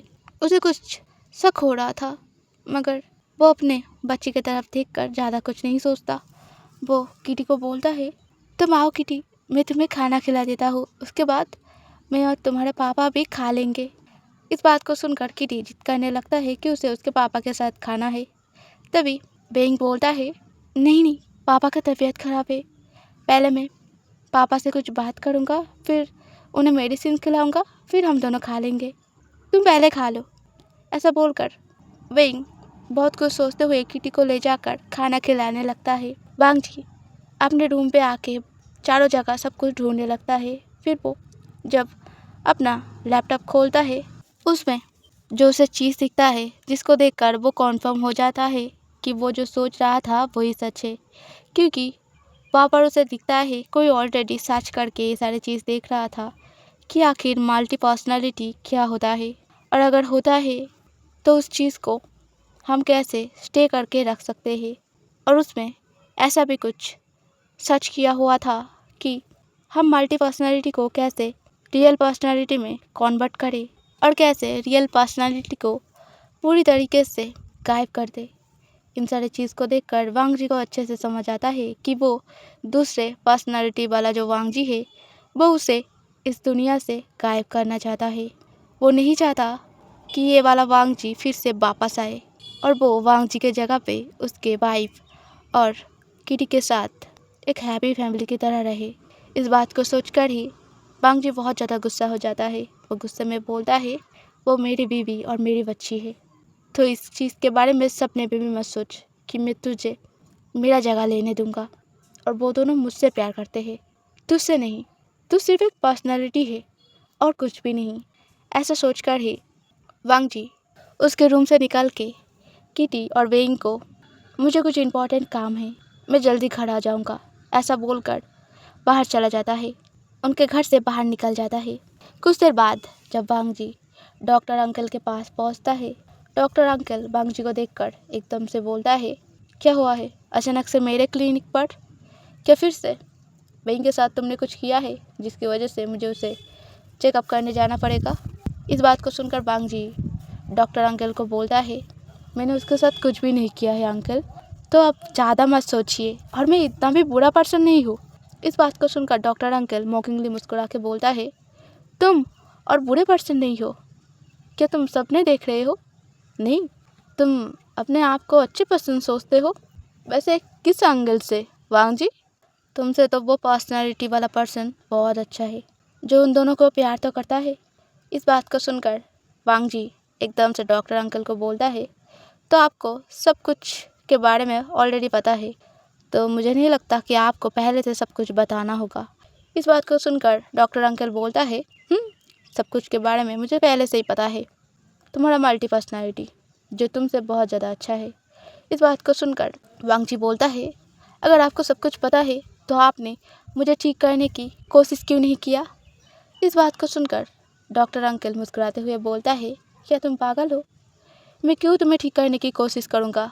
क्योंकि हाँ, वो बस तुम्हारा एक पर्सनैलिटी है जो तुम्हारे ही दिमाग से क्रिएट हुआ है, मगर वो तुमसे कहीं गुना अच्छा है। वो वेंग और उसके बच्ची को बहुत ज़्यादा प्यार करता है, उन तीनों का एक हैप्पी फैमिली है, तो मैं इस चीज़ को क्यों रोकूंगा? और इतने सालों बाद वेंग को फिर से खुश देखकर मैं क्यों उसके खुशी को उससे छीनूंगा? इस बात को सुनकर वांग जी बोलता है, आप क्यों छीनेंगे? आप भूलिए मत अंकल, आप मुझे बचपन से जानते हैं, मैं आपके दोस्त का बेटा हूँ। आपको पता है वो पर्सनालिटी क्या कर रहा था? वो मुझे इस दुनिया से मिटाना चाहता था। वो ये चाहता था कि मैं पूरी तरीके से गायब हो जाऊँ और मेरे जगह पे वो आ जाए। इस चीज़ को जानकर भी आपको नहीं लगता कि उसे आपको रोकना चाहिए था? आप चाहते थे कि मैं पूरी तरीके से गायब हो जाऊँ। इस बात को सुनकर डॉक्टर अंकल अपना मुंह दूसरी तरफ घुमा के फिर बोलता है, देखो वांग जी, तुम्हारे लिए मेरे पास एक सॉफ्ट कॉर्नर था, मगर अभी नहीं है वो। तुम जितना एक डेविल जैसे पर्सन हो और तुम्हारी वजह से किटी और वेंग को जो झेलना पड़ता है, उन सारी चीज़ को देखकर मुझे लगता था कि तुम अगर मर जाओ तो ये अच्छा होगा। और अब जब वो पर्सनैलिटी आया है और आके किटी और वेंग का इतना अच्छे से ख्याल रख रहा है, तो मैं क्यों उसे इस दुनिया से हटाऊंगा। हाँ, वो कोशिश कर रहा था तुम्हें इस दुनिया से हटाने की, मगर वो नहीं कर पाया क्योंकि ऐसा पॉसिबल ही नहीं है, क्योंकि तुम रियल पर्सनालिटी हो। तो इसी वजह से तुम कभी भी गायब नहीं होगे। अगर वो ज़्यादा कोशिश करेगा और ऐसे ही उल्टे सीधे मेडिसिन खाकर तुम्हें गायब करने की कोशिश करेगा, तो इसमें खतरा उसका ही है। तुम ना होकर वो ही पूरे जीवन के लिए गायब हो जाएगा। और तुम्हें पता है, मैंने उस बारे में उसे बताया भी था, मगर वो है कि नहीं सुन रहा था। वो बार बार मुझे कह रहा था कि अगर वो मर भी जाए तो भी कोई फ़र्क नहीं पड़ता। अगर उसके कोशिश की वजह से बेंग और उसका बच्ची किटी अगर खुश हो जाए, उनका ज़िंदगी अगर संवर जाए, तो उससे ही वो खुश हो जाएगा। अगर वो इस दुनिया में ना भी रहा, वो फिर भी तुम्हें नहीं रहने देगा, क्योंकि तुम्हारा रहना और ना रहना उन दोनों के लिए सेम ही है, क्योंकि तुम रहकर उन दोनों का ज़िंदगी हेल बना दोगे। तो इसी वजह से वो चाहता था कि वो रह जाए या फिर वो और तुम दोनों ही ना रहो। तो इसी वजह से मैंने उसे और नहीं समझाया, क्योंकि वो वेंग और किटी को इतना ज़्यादा प्यार करता है कि जिसकी वजह से मेरे समझाने से भी शायद वो नहीं सुनेगा। इस बात को सुनकर वांग जी गुस्सा होकर बोलता है, मगर अंकल, मैं रियल वांग जी हूँ और मैं वेंग से प्यार करता हूँ और हमारे बच्ची से। इस बात को सुनकर डॉक्टर अंकल मुस्कुराते हुए बोलता है, क्या पागल जैसे बातें बोल रहे हो तुम, और उन दोनों से प्यार क्या सपने देख रहे हो? तुम्हें पता है वो दोनों तुमसे कितना ज़्यादा डरता है या फिर, और तुम्हें तो पता होना चाहिए, अभी नाटक क्यों कर रहे हो? मगर इस कुछ महीनों में वो आकर उन दोनों के ज़िंदगी में ऐसा जगह बना दिया है जो तुम इतने सालों तक नहीं कर पाए। मैं तुम्हें बहुत पहले से देखा हूँ, इवन बेंग को भी। न जाने तुम अचानक से इतने बुरे क्यों बन गए। मगर जो भी हो वांग जी, अब जब बेंग खुश रह रहा है, उसे खुश रहने दो, सेल्फिश मत बनो। इस बात को सुनकर वांग जी बोलता है, आप कहना क्या चाहते हैं अंकल? मतलब मैं गायब हो जाऊँ, इससे किसी को कोई फ़र्क नहीं पड़ेगा, इवन आपको भी नहीं। इस बात को सुनकर डॉक्टर अंकल बोलता है, देखो, मैं वैसा तो नहीं बोल रहा हूँ ना, मैं बस बोल रहा हूँ कि अपने आप को सुधार लो, उन दोनों के लिए अपने आप को चेंज कर लो, तो फिर शायद वो दोनों तुम्हें भी प्यार करने लग जाएंगे। इस बात को सुनकर वांग जी डॉक्टर अंकल को बोलता है, मगर अंकल, वो दोनों मेरे साथ ऐसे कैसे कर सकते हैं, जबकि मैं असली वांग जी हूँ। मगर वो दोनों मुझसे प्यार नहीं करते, वो बस मेरे माइंड में क्रिएट हुए एक पर्सनालिटी से इतना ज़्यादा प्यार करते हैं। वो दोनों ऐसे कैसे कर सकते हैं अंकल, इवन आप भी। इस बात को सुनकर डॉक्टर अंकल बोलता है, Wang ji, don't behave like you are a innocent person when you are not. वो दोनों इनोसेंट है, तुम नहीं। मगर अभी तुम ऐसे बिहेव कर रहे हो जैसे कि मानो सारे लोग विलेन है और तुम एक अच्छे पर्सन, जबकि ऐसा नहीं है। तुम उन दोनों को इतना ज़्यादा टॉर्चर करोगे, प्यार के जगह पे तुम सिर्फ उन दोनों को कड़वे बातें सुनाओगे और उसके बाद तुम आशा करते हो कि वो दोनों तुमसे प्यार करेगा। ऐसा नहीं होता है वांग जी, ऐसा नहीं होता है। प्यार पाने के लिए प्यार देना पड़ता है, मगर तुम उन दोनों को प्यार ना करके उन दोनों के ऊपर जालिम की तरह टॉर्चर करके आशा करोगे कि वो दोनों तुम्हें प्यार करेंगे, तो तुम बहुत ज़्यादा गलत हो, बहुत ज़्यादा गलत। ऐसा नहीं होता। और तुमने देखा ना, वो इतना ज़्यादा दवाई ले चुका था बस तुम्हें गायब करने के लिए, जिसकी वजह से तुम फिर से वापस आ गए हो और तुम्हारा शरीर भी बहुत ज़्यादा वीक है। ना जाने वो कैसा दवाई ले रहा था। वैसे इससे तुम्हें कुछ नहीं होगा, क्योंकि मैंने उसे मना कर दिया था और जब मैंने देखा कि वो मेरा बात नहीं सुनेगा, मैंने तुम्हारे शरीर पे एंटीडोट पुश कर दिया था, जिसकी वजह से वो जितना ही दवाई क्यों ना ले, उसका असर तुम्हारे शरीर में ज़्यादा नहीं होगा। इन सारे बात को सुनकर वांग जी डॉक्टर अंकल को बोलता है, मगर डॉक्टर अंकल, वेंग मुझसे नफरत करता है, क्या कोई रास्ता नहीं है कि वेंग फिर से मुझे प्यार करे? मैं ऐसा क्या करूँ ताकि वो दोनों मुझे एक्सेप्ट कर ले। इस बात को सुनकर डॉक्टर अंकल बोलता है, वो तुम्हारी प्रॉब्लम है और तुम्हें सॉल्व करना होगा, मुझे मत पूछो।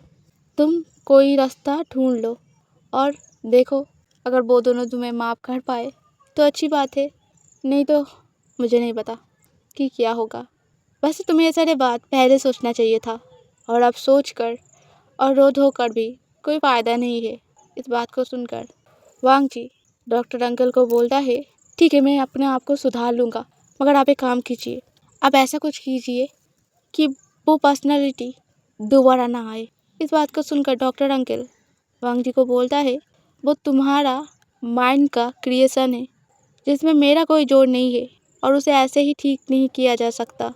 अगर कोई ठीक कर सकता है तो वो है तुम, कोई और नहीं। और तुम ऐसा करोगे क्यों वांग जी? क्या तुम्हें डर लग रहा है कि तुम्हारे वाइफ और बच्ची को वो तुमसे छीन लेगा? तो प्लीज़ डरो मत, क्योंकि वो दोनों तुम्हारा है ही नहीं। वो दोनों आप उस पर्सन से ही बिलोंग करता है, तुमसे नहीं। तभी वांग जी चीख कर बोलता है, मगर वो तो मैं ही हूँ ना, मैं ही तो हूँ वो। तो फिर आप सभी लोग किसके बारे में बात कर रहे हैं? अगर वो मेरा क्रिएशन है, बस मेरे दिमाग का बनाया हुआ चीज़ है, तो वो तो मैं ही हूँ ना जो सब कुछ ठीक किया है।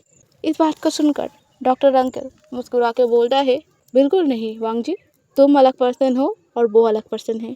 हाँ, तुम्हारे दिमाग से ही उसका क्रिएशन हुआ है, मगर वो दूसरे तरीके से सोचता है और तुम दूसरे तरीके से सोचते हो। तुम दोनों एक पर्सन होकर भी एक पर्सन नहीं हो। तुम्हें समझ आया? ऐसा बोलकर डॉक्टर अंकल और वांग जी के बीच और भी बहुत सारा बात होता है। वांग जी कुछ दवाई लेकर फिर अपने घर जब वापस आता है, उसे दिखाई देता है लिविंग रूम के सोफे पर बेइंग और उसका बच्ची शायद उसके लिए ही वेट करते करते वहाँ पर ही सो गए हैं। तभी वांग जी बेइंग और किट के पास जाके उन दोनों के पैर के पास बैठ के फिर उन दोनों को बोलता है, तुम दोनों यहाँ पे क्या कर रहे हो? रूम पे क्यों नहीं गए सोने के लिए? और अगर यहाँ पे सोओगे तो तबीयत खराब हो जाएगा तुम दोनों का।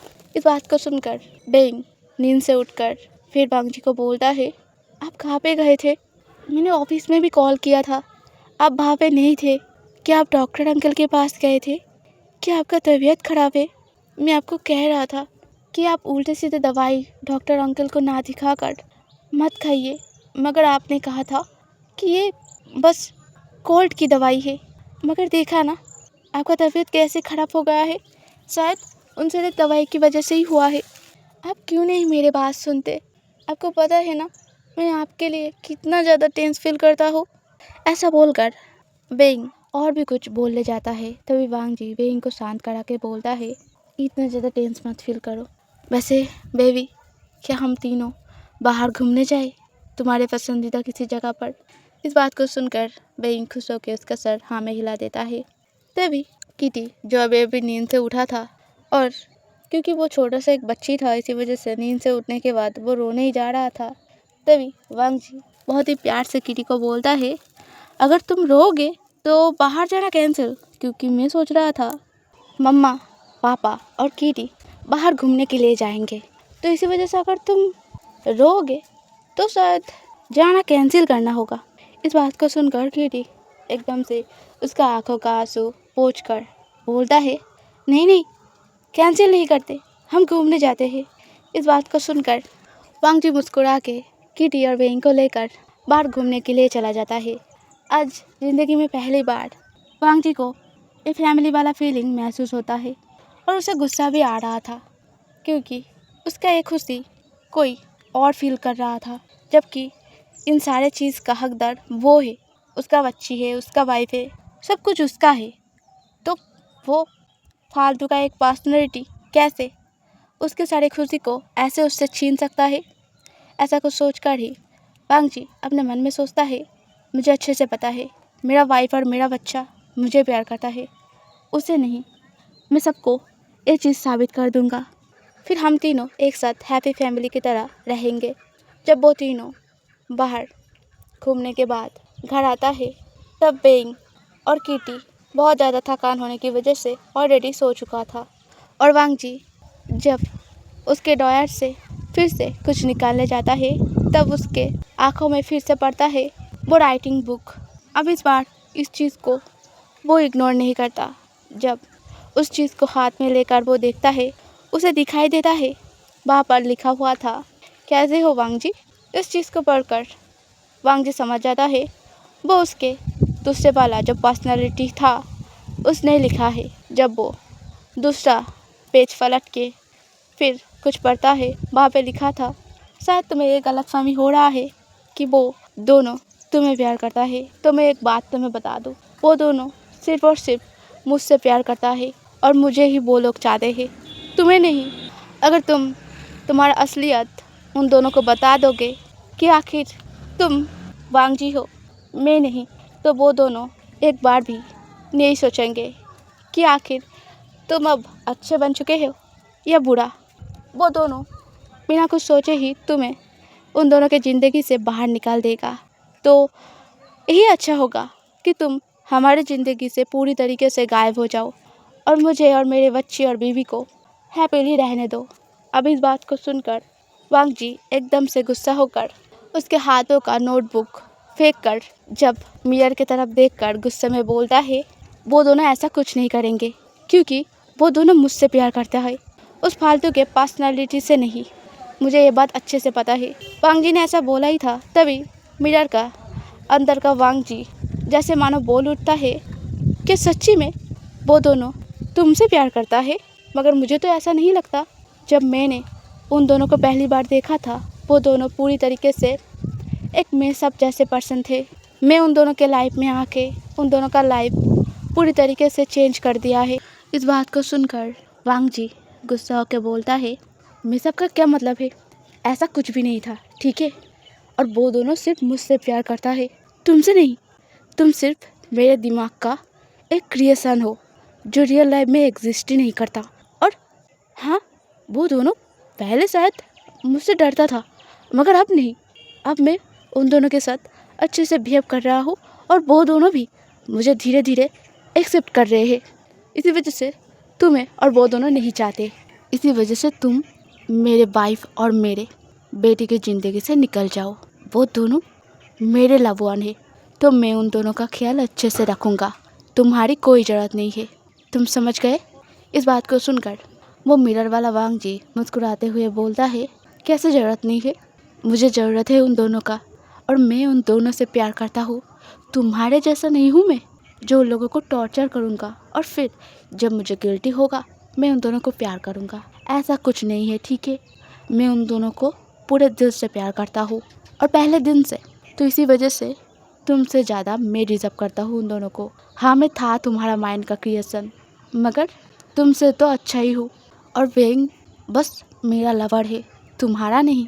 तुम्हारे नाम लेने पर भी वो जैसे डरता है कि जैसे मानो उसने हेल देख लिया हो। और यहाँ पे जब वो मेरे साथ रहता है वो बहुत ज़्यादा सेफ फील करता है। और हमारे बेटी के बारे में तुम तो भूल ही जाओ, क्योंकि वो मुझे पापा कहता है, तुम्हें नहीं। इसी वजह से यही अच्छा होगा कि तुम हम तीनों के ज़िंदगी से बाहर चले जाओ। हमें तुम्हारी ज़रूरत नहीं है। तुम एक यूज़लेस क्रिएचर हो जिसे कोई भी नहीं चाहता। तुम इस दुनिया से गायब हो भी जाओगे तो भी किसी को कोई भी फ़र्क नहीं पड़ता। तो इसी वजह से अगर तुम बेइंग को प्यार करते हो तो तुम हमारे ज़िंदगी से बाहर चले जाओ। इस बात को सुनकर मिरर का बाहर का वांग जी, मतलब बुरा वाला वांग जी, चीख कर बोलता है, बिल्कुल भी नहीं। और भला मैं क्यों जाऊँ? जब इतने सालों बाद मुझे मेरे बच्ची और वाइफ का प्यार मिला है तो मैं उन दोनों को छोड़ के क्यों जाऊँ? मुझे नहीं जाना। और मैंने कहा तो मैं सुधार लूँगा अपने आप को। और तुम मुझे कंट्रोल नहीं कर सकते, मगर मैं तुम्हें कंट्रोल कर सकता हूँ। और मैं एश्योर करूँगा कि तुम दोबारा मेरे वाइफ और मेरे बच्चे के पास भी ना आ पाओ।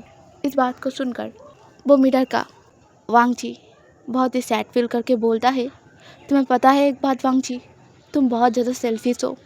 मैं तुम्हारे तरह नहीं हूँ। अगर वेइंग सच में मुझे नहीं चाहता और अगर हमारे बच्चे और वेइंग को मेरा ज़रूरत सच में नहीं होता तो मैं कभी भी नहीं आता, मैं खुद गायब हो जाता। बस यही तुम में और मुझ में अंतर है। तुम देख रहे हो तुम्हें वो लोग पसंद नहीं कर रहे हैं, मगर फिर भी तुम ज़बरदस्ती उन लोगों को पसंद करवाने में लगे पड़े हो। क्यों कर रहे हो ऐसा वांग जी? क्या तुम्हें खुशी नहीं होगा जब तुम देखोगे कि किटी और वेइंग बहुत ज़्यादा खुश है? इतना ज़्यादा सेल्फिश तुम कैसे बन सकते हो? अब इस बात को सुनकर वांग जी गुस्से में उसके हाथ में एक महंगा सा सेंट का बोतल लेकर उस कांच के शीशे पर फेंक के मारता है, जिसकी वजह से वो शीशा टूट जाता है। और वांग जी गुस्से में चीख कर बोलता है, हाँ मैं हूँ सेल्फिश, मुझे पता है कि मैं सेल्फिश हूँ और मैं सेल्फिश ही रहूँगा। वो मेरा बच्ची है और वो मेरा वाइफ है। मैं किसी को नहीं दूंगा उन दोनों को, मैं बस उन दोनों को मेरे पास रखूँगा। वो दोनों सिर्फ मेरा है। इतने सालों बाद मुझे वो प्यार मिला है जिसे मैं इतने सालों से ढूंढ रहा था। अब मैं उसे किसी भी हालत में खोने नहीं दूंगा। और ये तुम्हारी गलतफहमी है कि वो दोनों तुम्हें प्यार करता है। ऐसा बिल्कुल भी नहीं है। मुझे अच्छे से पता है मेरा वाइफ और मेरा बेटी सिर्फ मुझे प्यार करता है। अगर मैं वेइंग से माफ़ी मांगूंगा तो वो फिर से मुझे माफ़ करके मुझसे प्यार करेगा। ये बात मैं अच्छे से जानता हूँ। मुझे कोई उल्टा सीधा बात समझा के कोई फ़ायदा नहीं है, क्योंकि मैं नहीं समझूंगा ये उल्टे सीधे बातें और मैं बिलीव ही नहीं करता इन सारे बातों पर। हाँ, वो मुझसे नाराज़ है, मगर ऐसा थोड़ी ना है कि वो चाहेगा कि मैं इस दुनिया से मिट जाऊँ। ऐसा कभी नहीं हो सकता। मुझे समझ आ गया है कि मेरा गलती था, मगर मैं मेरी सारी गलती सुधार दूंगा और मैं उन दोनों को अब से बहुत ही प्यार से रखूँगा। मुझे ये बात अच्छे से पता है और मैं करूँगा इस चीज़ को। तो मुझे तुम्हारे जैसे फिल्थी पर्सन का कोई भी बात नहीं सुनना। हाँ, तुम्हें पाकर वो लोग खुश हुए हैं, मगर मुझे पाकर वो लोग और भी ज़्यादा खुश होंगे और मैं तुमसे ज़्यादा उन दोनों का ख्याल रखूँगा, बहुत अच्छे तरीके से ख्याल रखूँगा। पंग जी ये सारे बातें बोल रहा था, तभी इतने ज़ोर से आवाज़ को सुनकर वेइंग जब रूम में आके रूम का और वांग जी का ऐसा हालात देखता है, तब वेइंग वांग जी के पास आके वांग जी को बोलता है, अबे क्या कर रहे थे और यहाँ पे सब कुछ कैसे हुआ? इस शीशा कैसे टूट गया? आपको कहीं पे चोट तो नहीं लगा ना? तभी वांग जी वेइंग को एकदम से हक करके वेइंग को बोलता है, तुम कहो ना बेबी कि तुम मुझसे प्यार करते हो, किसी और से नहीं। इस बात को सुनकर वेइंग कुछ कहने ही वाला था, मगर वांग जी का वॉइस टोन और उसे हक करने का तरीका को देखकर वेइंग बहुत ज़्यादा डर जाता है। वो वांग जी को अपने आप से छुड़ाने लगता है। तभी वांग जी कॉन्फ्यूज होकर वेइंग को बोलता है, क्या हुआ बेबी, तुम ऐसे क्यों कर रहे हो? तुम अपने आप को मुझसे क्यों छुड़ा रहे हो? इस बात को सुनकर वेइंग कोई जवाब ना देकर सीधे वांग जी को पूछता है, आप कौन है? कौन है आप? आप वांग जी नहीं है ना? इस बात को सुनकर वांग जी एकदम से बोलता है, ये क्या बोल रहे हो बेबी, मैं तो वांग जी हूँ ना। इस बात को सुनकर वेइंग उसके सरनामे हिला के बोलता है, नहीं, आप वांग जी नहीं है, आप वांग जी हो ही नहीं सकते। वांग जी कहाँ पे चले गए और आप कब आए यहाँ पे? ऐसा बोलकर वेइंग वांग जी से अपने आप को दूर करके वहाँ से भागने जाता है। तभी वांग जी वेइंग को एकदम से पीछे से हक करके स्क्वीजिंग तरीके से फिर बोलता है, ऐसे कैसे कर सकते हो वेइंग तुम? क्या तुम मुझसे प्यार नहीं करते और मुझसे ऐसे भाग क्यों रहे हो? इस बात को सुनकर वेइंग रोते हुए बोलता है, आप प्लीज़ मुझे मत छूइए, मुझे आपसे कोई बात नहीं करना। वांग जी कहाँ पे चले गए और आप क्यों आ गए? इस बात को सुनकर वांग जी चीख कर बोलता है, क्या वांग जी लगा के रखा है? मैं वांग जी हूँ और वो सिर्फ मेरा एक पर्सनालिटी है। तुम इस चीज़ को भूलो मत। तो तुम्हें मुझे प्यार करना चाहिए, मेरे पर्सनालिटी को नहीं। वो सिर्फ मेरे दिमाग की एक बीमारी है, उससे प्यार मत करो, मुझे प्यार करो वेइंग, मैं तुम्हारा हस्बैंड हूँ। इस बात को सुनकर वेइंग रोते हुए बोलता है, वो बीमारी नहीं है, वो मेरा वांग जी है, वो मेरे हस्बैंड है और मुझे वो चाहिए, चाहे वो कुछ भी हो। मुझे आप नहीं चाहिए, आप चले जाइए यहाँ से, मैं आपको नहीं चाहता। आप प्लीज़ चले जाइए। इस बात को सुनकर वांग जी वेइंग को बोलता है, क्या तुम चाहते हो कि मैं इस दुनिया से गायब हो जाऊँ? तुम मुझे नहीं चाहते, बस मेरे दिमाग की एक क्रिएशन को चाहते हो, एक पर्सनालिटी जो एग्जिस्ट ही नहीं करता। इस बात को सुनकर वेइंग चीख कर बोलता है, वो एग्जिस्ट करते हैं और मैंने कहा ना मैं बस उनसे प्यार करता हूँ, आपसे नहीं। आप बिल्कुल भी अच्छे पर्सन नहीं है और मैं आपसे क्यों प्यार करूँ? आपके सारे वादे झूठे थे। आपने मुझसे शादी करके वादा किया था आप मुझे खुश रखेंगे, मगर खुशी कहाँ था वांग जी? आपके साथ मैं हर दिन घुट घुट के जिया। मेरा ज़िंदगी आपने हेल बना दिया था। मुझे जीने से डर लग रहा था। इन सालों में आपको कभी भी नहीं लगा कि आपको मुझे प्यार करना चाहिए। आपको सिर्फ मेरा शरीर चाहिए था। मेरा ज़िंदगी में कुछ भी खुशी वाला नहीं था मेरे बच्ची को छोड़कर। वो तो आपका बच्ची था ना वांग जी, आप उसे भी प्यार नहीं करते थे। मगर जब से वांग जी आया है वो हम दोनों को बहुत प्यार करते हैं और हमें खुश भी रखते हैं। हाँ, मैं एक समय पे आपको प्यार करता था मगर आप नहीं। मुझे भी खुश होने का हक है, तो मुझे सेल्फिश बनना है। मुझे आपके साथ नहीं रहना और मैं क्यों रहूँ आपके साथ? आपके साथ रह के कोई फ़ायदा नहीं है, तो आप प्लीज़ चले जाइए। मुझे मेरा वांग जी वापस कर दीजिए। इतने सालों में मैंने आपसे कुछ भी नहीं मांगा और ना मांगने पर आपने मुझे कभी कुछ दिया। बस इस बार मेरा एक बात रख लीजिए, मुझे मेरा वांग जी वापस कर दीजिए। मुझे आप नहीं चाहिए। वांग जी वेंग के इन सारे बातों को सुनकर गुस्सा और सैडनेस एक साथ फील करके एकदम से बोलता है, सेल्फिश, तुम बहुत ज़्यादा सेल्फिश हो वेंग। तुम में और मुझ में अंतर क्या है? मेरे वाइफ हो तुम। इतने साल हम एक साथ बिताए हैं और तुम चाहते हो बस एक मेरा पर्सनालिटी जो मेरी वजह से क्रिएट हुआ है उसके लिए मैं हमेशा के लिए गायब हो जाऊँ। तुम्हें दुख नहीं होगा, तुम्हें सैडनेस नहीं फील होगा, तो मेरी वजह से रोओगे नहीं। हाँ, मैं कुछ साल एक बुरा पर्सन था मगर मेरे साथ जो अच्छे पल तुमने बिताया वो याद नहीं आएगा तुम्हें? तुम इतना ज़्यादा सेल्फिश बन गए कि तुम चाहते हो कि मैं इस दुनिया से पूरी तरीके से मिट जाऊँ। तुम उसके साथ खुश रह पाओगे वेंग?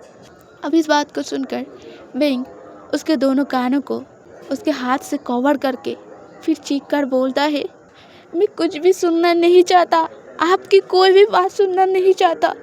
मैंने इन सालों में जो फेस किया उसके बाद मैं आपको नहीं चाहता। हाँ, मैं हो गया हूँ सेल्फिश, मुझे सेल्फिश ही रहना है। मुझे बस वांग जी, मेरा बेटी, इन दोनों के साथ खुश रहना है, जो मैं आपके साथ कभी भी नहीं हो सकता। आप मुझे खुश होने ही नहीं देंगे क्योंकि आपको सहन नहीं होता मेरा खुशी। मुझे अभी भी याद है 1 साल पहले जब मैं मुस्कुरा रहा था आपने मुझे थप्पड़ मार के बोला था कि ऐसे बात बात पे मुस्कुराने की क्या ज़रूरत है। आपने मुझे क्यों थप्पड़ मारा था? क्योंकि मैंने आपके साथ वो सब कुछ करने के लिए मना कर दिया था और उसके बाद मैं मेरे बेटी के साथ कुछ बात को लेके थोड़ा सा खुश हो रहा था। आपको सहन नहीं हुआ। अब कभी भी मुझे खुश नहीं देख सकते। अगर मैं आपकी तरफ देखकर मुस्कुराऊं तो ही सिर्फ मुझे मुस्कुराने का हक है। उसके बाद मैं किसी की तरफ देखकर मुस्कुरा भी नहीं सकता। आप ही बोलिए ना, ऐसा ज़िंदगी किसे चाहिए? ऐसा हस्बैंड किसे चाहिए? मगर वांग जी ऐसे नहीं थे।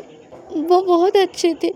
वो मुझसे प्यार करते थे, मुझे और मेरे बेटी को चेरिश करते थे। मगर उन्होंने तो कहा था कि वो मुझे छोड़कर नहीं जाएंगे, तो फिर वो क्यों चले गए? आपकी वजह से। आप क्यों नहीं चले जाते हमारी ज़िंदगी को छोड़कर? मुझे नहीं रहना आप जैसे पर्सन के साथ। इस बात को सुनकर वांग जी रोते हुए बोलता है, मुझे पता है वेंग कि मैं एक बुरा पर्सन हूँ। मैंने जो कुछ भी किया है वो गलत किया है। तुम्हें पता है ना मैं तुम्हें पहले कैसे प्यार करता था। हाँ, इन कुछ सालों में मैं थोड़ा सा ऐसे बिहेव कर रहा था। शायद वर्कलोड की वजह से मेरे दिमाग में कुछ हो गया था। मुझे नहीं पता कि मैं ऐसे पागल हो जैसे पर्सन कैसे बन गया। मैं तुम्हें बहुत ज़्यादा प्यार करता था, ना जाने अचानक से क्यों तुम्हें टॉर्चर करने लग गया। मगर तुम बिलीव करो, मैं सुधार लूँगा अपने आप को। इवन मैं सुधार चुका हूँ। मैं आइंदा तुम्हें और हमारे बेटी को कभी भी चोट नहीं पहुँचाऊँगा। प्लीज़ वेंग, एक बार माफ़ कर दो, बस एक आखिरी मौका। अगर मैं नहीं सुधर पाया तो मैं सच में चला जाऊँगा। मैं तुम दोनों को मेरा शक्ल नहीं दिखाऊँगा। मगर वेंग, ऐसे हार्श बातें मत करो, मुझे हर्ट हो रहा है। मुझे पेन फील हो रहा है कि कोई मुझे नहीं चाहता, बस उस वांगजी को चाहता है जो एग्जिस्ट ही नहीं करता। अब इस बात को सुनकर वेंग गुस्से में बोलता है, ना मुझे आपको माफ़ करना है और ना मुझे आपको कोई चांस देना है। और आपके लिए वो एग्जिस्ट नहीं करते, हमारे लिए करते हैं। हमारे लिए वो हमारे पूरे दुनिया है, हमें उनके साथ रहना है। वांग जी, मुझे आप नहीं चाहिए, आप नहीं चाहिए मुझे। आप सुन रहे हैं? इस बात को सुनकर वांग जी वेंग को कंसोल करने के लिए वेंग के करीब जाके वेंग के फेस को पकड़ के उसे समझाते हुए बोलता है, प्लीज़ बेबी, ऐसे मत करो, ऐसे मत बोलो। अगर तुम ऐसे बोलोगे तो मुझे बहुत ज़्यादा हर्ट होगा। अब वेंग वांग जी को अपने इतने करीब देख के बहुत ज़्यादा डर जाता है, क्योंकि इस वांग जी के लिए उसके दिलो दिमाग में सिर्फ डर ही डर था, इससे ज़्यादा कुछ नहीं। इस पर्सन का छूना, इस पर्सन का उसके तरफ देखने का तरीका और बात करने का तरीका, सब कुछ अब वेंग को बहुत ज़्यादा हेटफुल लगता है। वेंग डरते हुए चीख कर बोलता है, आप प्लीज़ मेरे करीब मत आइए, मेरे करीब मत आइए। मैं आपको बोल रहा हूँ, अगर आप मेरे करीब आएंगे तो मैं खुद को जान से मार दूँगा। अब इस बात को सुनकर भी जब वांग जी नहीं रुकता, तब वेंग जोर जोर से चीख कर रोने लगता है। इस चीज़ को देखकर वांग जी थोड़ा सा सैड फील करके बोलता है, तो तुम लोग मुझे सच में नहीं चाहते? ठीक है, अगर तुम लोग नहीं चाहते तो मैं तुम दोनों के पास नहीं रहूँगा। मगर वेंग, तुम्हें नहीं लगता मेरी गलती की वजह से तुम बहुत ज़्यादा सेल्फिश बन गए? सिर्फ अपनी खुशी के बारे में तुमने सोचा, मेरे बारे में नहीं। मगर कोई बात नहीं है, जब मैंने गलती किया है तो गलती का सज़ा तो भुगतना ही होगा ना। ऐसा बोलकर वांग जी वहाँ पर ही बेहोश हो जाता है। वांग जी को बेहोश होता हुआ देखकर वेंग बहुत ज़्यादा पैनिक कर जाता है। वो क्या करे कुछ समझ ना पा के फिर डॉक्टर अंकल को कॉल करता है। कुछ देर बाद वांग जी जब अपना आंखें खोलता है, तब वेंग और किटी दूर खड़ा होके वांग जी को देख रहा था। तभी वांग जी बहुत ही प्यार से मुस्कुरा के बोलता है, अरे तुम दोनों उतने दूर क्यों खड़े हो? मेरे पास नहीं आओगे? वैसे मैं यहाँ पे लेटा हुआ क्यों हूँ? और डॉक्टर अंकल, आप क्यों आए हैं? क्या मुझे कुछ हुआ है? वांग जी की इन सारे बातों को सुनकर वेंग समझता है कि वही वाला अच्छा वाला वांग जी फिर से वापस आ गया है, क्योंकि वांग जी के बातें तो वैसे ही सुना रहा था। वेंग दौड़ के आके वांग जी को गले लगा लेता है। वो वांग जी को बोलता है, अब कहाँ पे चले गए थे? अब बार बार क्यों चले जाते हैं हमें छोड़ के? अब अपना वादा क्यों नहीं रख पाते? तभी वांग जी एकदम से मुस्कुरा के फिर वेंग के फोrehead पे बहुत ही प्यार से किस करके बोलता है, कहाँ गया था मैं? और मैंने कहा तो था, मैं तुम दोनों को छोड़ के कहीं नहीं जाऊँगा, कभी भी नहीं। मैंने सही कहा ना? मुझे अच्छे से पता है कि तुम मुझसे कितना ज़्यादा प्यार करते हो। मैं भी तुमसे बहुत ज़्यादा प्यार करूँगा और तुम दोनों का बहुत अच्छे से ख्याल रखूँगा। मैंने सही कहा ना बेटा? तभी किटी जो वांग जी के आंखों की तरफ देख रहा था, वो एकदम से बोलता है, पापा आपका आँखें कितना अलग अलग दिख रहा है। इस बात को सुनकर वांग जी कॉन्फ्यूज़ होकर बोलता है, मतलब बेटा? इस बात को सुनकर किटी बोलता है, नहीं, आपका आँखें बहुत ज़्यादा शांत होता है, मगर अभी आपके आँखें थोड़ा सा रेड और गुस्से, बस इतना ही बोला था। तभी वांग जी उसके आंखों को ठीक करके बोलता है, क्या बोल रहे हो बेटा? नहीं तो मेरा आंखें तो ठीक है, तुम तो बहुत ज़्यादा इंटेलिजेंट हो। वैसे क्यों नहीं होंगे, मेरी जो बेटी हो। लव यू बेटा। ऐसा बोलकर वांग जी किटी के फोrehead पे बहुत ही प्यार से किस करके फिर वेंग को बोलता है, वैसे तुमने क्या डॉक्टर अंकल को फ़ोन किया है? इस बात को सुनकर वेंग बोलता है, हाँ, वैसे बेहोश हो गए थे, इसी वजह से मैं बहुत ज़्यादा डर गया था, इसी वजह से मैंने उन्हें कॉल किया था। वो बस अभी आते ही होंगे। आपको कहीं पे चोट तो नहीं लगा है ना? आप ठीक तो है ना? और प्लीज़ दोबारा हम दोनों को छोड़कर मत जाना, मैं आपके बिना जी नहीं पाऊँगा। ऐसा बोलकर वेंग वांग जी को हक कर लेता है। तभी वांग जी वेंग को बोलता है, मैं भी तुम्हारे बिना जी नहीं पाऊँगा, मैं तुम दोनों से बहुत ज़्यादा प्यार करता हूँ और हमेशा करूँगा। तभी वेंग डॉक्टर अंकल को आता हुआ देखकर एकदम से वांग जी को छोड़कर फिर बोलता है, आप चेकअप करवा लीजिए, मैं किटी को लेके बाहर जाता हूँ। ऐसा बोलकर वेंग और किटी बाहर चले जाते हैं। डॉक्टर अंकल वांग जी के पास बैठ के वांग जी को अच्छे से चेक करता है। फिर बस से चले जाने ही वाला था, तभी वांग जी डॉक्टर अंकल को बोलता है, वैसे दोबारा आने की कोई ज़रूरत नहीं है डॉक्टर अंकल, मैं बिल्कुल ठीक हूँ। और आपका डॉटर इन लॉ तो बहुत ज़्यादा मुझे लेके चिंता करता है, मगर आप तो मुझे जानते हैं ना, आपको पता है ना मुझे कुछ भी नहीं होगा, तो आप भी ज़्यादा चिंता मत करना और दोबारा आने की भी कोई ज़रूरत नहीं है, मैं बिल्कुल ठीक हूँ। तभी डॉक्टर अंकल वांग जी की तरफ देखकर फिर बोलता है, वैसे मुझे नहीं पता कि तुमने तुम्हारे उस पर्सनालिटी के बारे में कैसे इतना सब कुछ कलेक्ट किया, बिल्कुल उसके तरह ही तुम एक्टिंग कर रहे हो। वैसे अभी तो हम दोनों अकेले हैं, तो अभी एक्टिंग करके कोई फ़ायदा नहीं है वांग जी, तुम अपना ट्रू कलर दिखा सकते हो। इस बात को सुनकर वांग जी एकदम से चुप कर जाता है।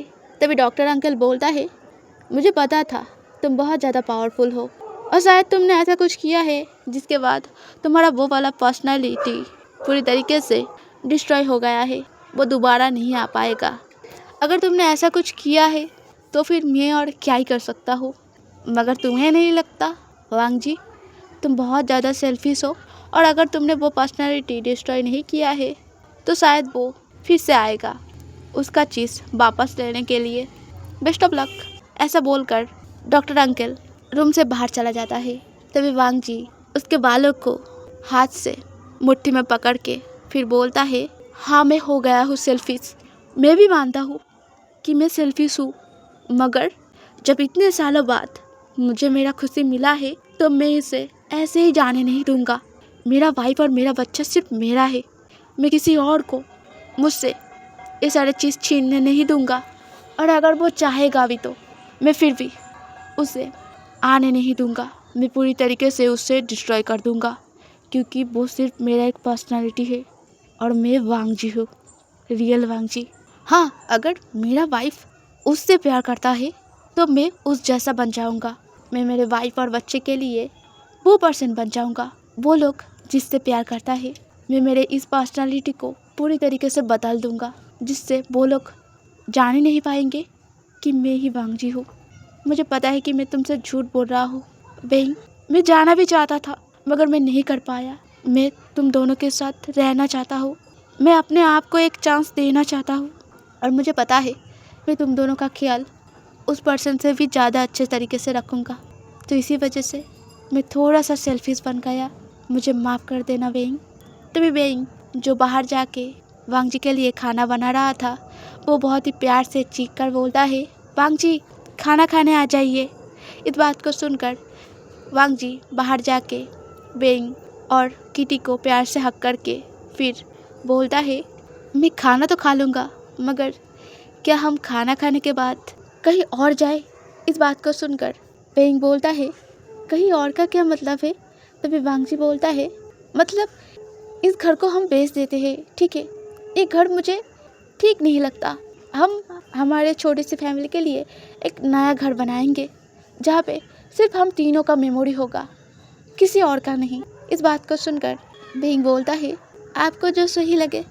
तभी किटी मुस्कुरा के बोलता है, क्या हम नए घर में जाएंगे। इस बात को सुनकर वांग जी मुस्कुरा के बोलता है, हाँ हम नए घर में जाएंगे, क्यों तुम एक्साइटेड हो। इस बात को सुनकर किटी उसका सर हाँ में हिलाता है। तभी वांग जी मुस्कुरा के बोलता है, अगर तुम इतना ही ज़्यादा एक्साइटेड हो तो पैकिंग करना शुरू कर दो। इस बात को सुनकर बेइंग बोलता है, इतना क्या जल्दी है इस घर को छोड़ने की, और आपने क्या ऑलरेडी घर अरेंज कर लिया है। इस बात को सुनकर वांग जी बोलता है, हाँ कितना ही समय लगेगा, बस मैं एक कॉल करूँगा और घर तैयार हो जाएगा। तुम्हें पता है ना तुम्हारा हस्बैंड कितना ज़्यादा कैपेबल है, मगर अगर मेरा वाइफ नहीं चाहता तो हम लोग नहीं जाएंगे। इस बात को सुनकर किटी जिद करते हुए बोलता है, मम्मा हाँ कर दीजिए ना, वैसे भी इस घर में कुछ भी नहीं है, हम इस घर में नहीं रहते, हम नए घर में जाएंगे और वहाँ पे जाके बहुत सारे प्यारे प्यारे यादें बनाएंगे। इस बात को सुनकर बेइंग एकदम से बोलता है, मगर इस घर में भी तो बहुत सारे यादें हैं ना हमारे, मेरा वांग जी का। बस इतना ही बोला था। तभी वांग जी अपने मन में बोलता है, तो तुम मुझे अब भी प्यार करते हो, बस इतना सा सुनकर ही मैं बहुत ज़्यादा खुश हूँ। ऐसा बोलकर वांग जी वेंग को बोलता है, क्या तुम कुछ बोल रहे हो वेंग? इस बात को सुनकर वेंग बोलता है, नहीं नहीं कुछ भी नहीं, आप जो कहेंगे वही होगा। अगर आप नए घर में जाना चाहते हैं तो हम जाएंगे। तभी उसी दिन शाम को जब वांग जी, वेंग और किटी उनके सारे सामान पैक करके दूसरे घर के लिए निकल रहे थे, तभी जब वांग जी एक मिरर की तरफ देखता है तब फिर से वो इमेजिन करने लगता है कि वही वाला वांग जी मिरर के बाहर के वांग जी को बोलता है, कितना ज़्यादा सेल्फिश हो ना तुम, मेरी जगह लेना चाहते हो, कोशिश कर सकते हो, करके भी कोई फ़ायदा नहीं है। तुम एक सेल्फिश पर्सन हो और हमेशा रहोगे, और जिस दिन मेरी बच्ची और मेरी बीवी को इसका पता चलेगा उस दिन वो लोग तुम्हें छोड़कर चले जाएंगे। तुम्हें क्या लगता है इस घर को छोड़ देने के बाद वो दोनों तुम्हारे सारे बुरे मेमोरी भूल जाएंगे? तो ऐसा कभी भी नहीं होगा, वो दोनों तुम्हें कभी भी माफ़ नहीं कर पाएगा। तभी वांग जी एकदम से डेविली मुस्कुरा के बोलता है, वो लोग मुझे क्यों माफ़ करेंगे, क्योंकि अभी मैं तो तुम हो ना, और तुम में जो गायब हो चुके हो, और वो दोनों मुझसे बहुत ज़्यादा प्यार करता है, चाहे वो मुझे तुम्हें सोचकर ही क्यों ना करे, मगर वो करते तो है ना, यही मेरे लिए बहुत है। और हाँ, मैं सेल्फिश हूँ, मुझे ये बात अच्छे से पता है, सो दोबारा बोलने की कोई ज़रूरत नहीं है। और क्यों ना सेल्फिश बनो, एक डैड और एक हस्बैंड ऐसा ही तो होता है ना, उसके लव वन के लिए वो सेल्फिश बन जाता है, तो मैं भी बन गया सेल्फिश। इस घर को छोड़ने के साथ साथ तुम भी हमारे ज़िंदगी से पूरी तरीके से मिट जाओगे, और मैं ये चीज़ एश्योर करूँगा। ऐसा बोलकर वांग जी पीछे मुड़कर वेंग और किटी के पास जाके मुस्कुरा के ड्राइव करके उन तीनों के नए घर में चले जाते हैं। और वांग जी इतना ज़्यादा शातिर था कि वो उस मल्टी पर्सनैलिटी के वांग जी के सारे हरकतें हूबहू नकल करने लगा था। उसके कोई भी हरकतें देखकर किटी और वेंग कोई भी शक नहीं करता, जो चीज़ वांग जी चाहता था। हमारा ये वाला वन शॉट यहीं पे ख़त्म होता है। अगर स्टोरी पसंद आए लाइक करना, कमेंट करना, सब्सक्राइब करना। Okay, bye bye.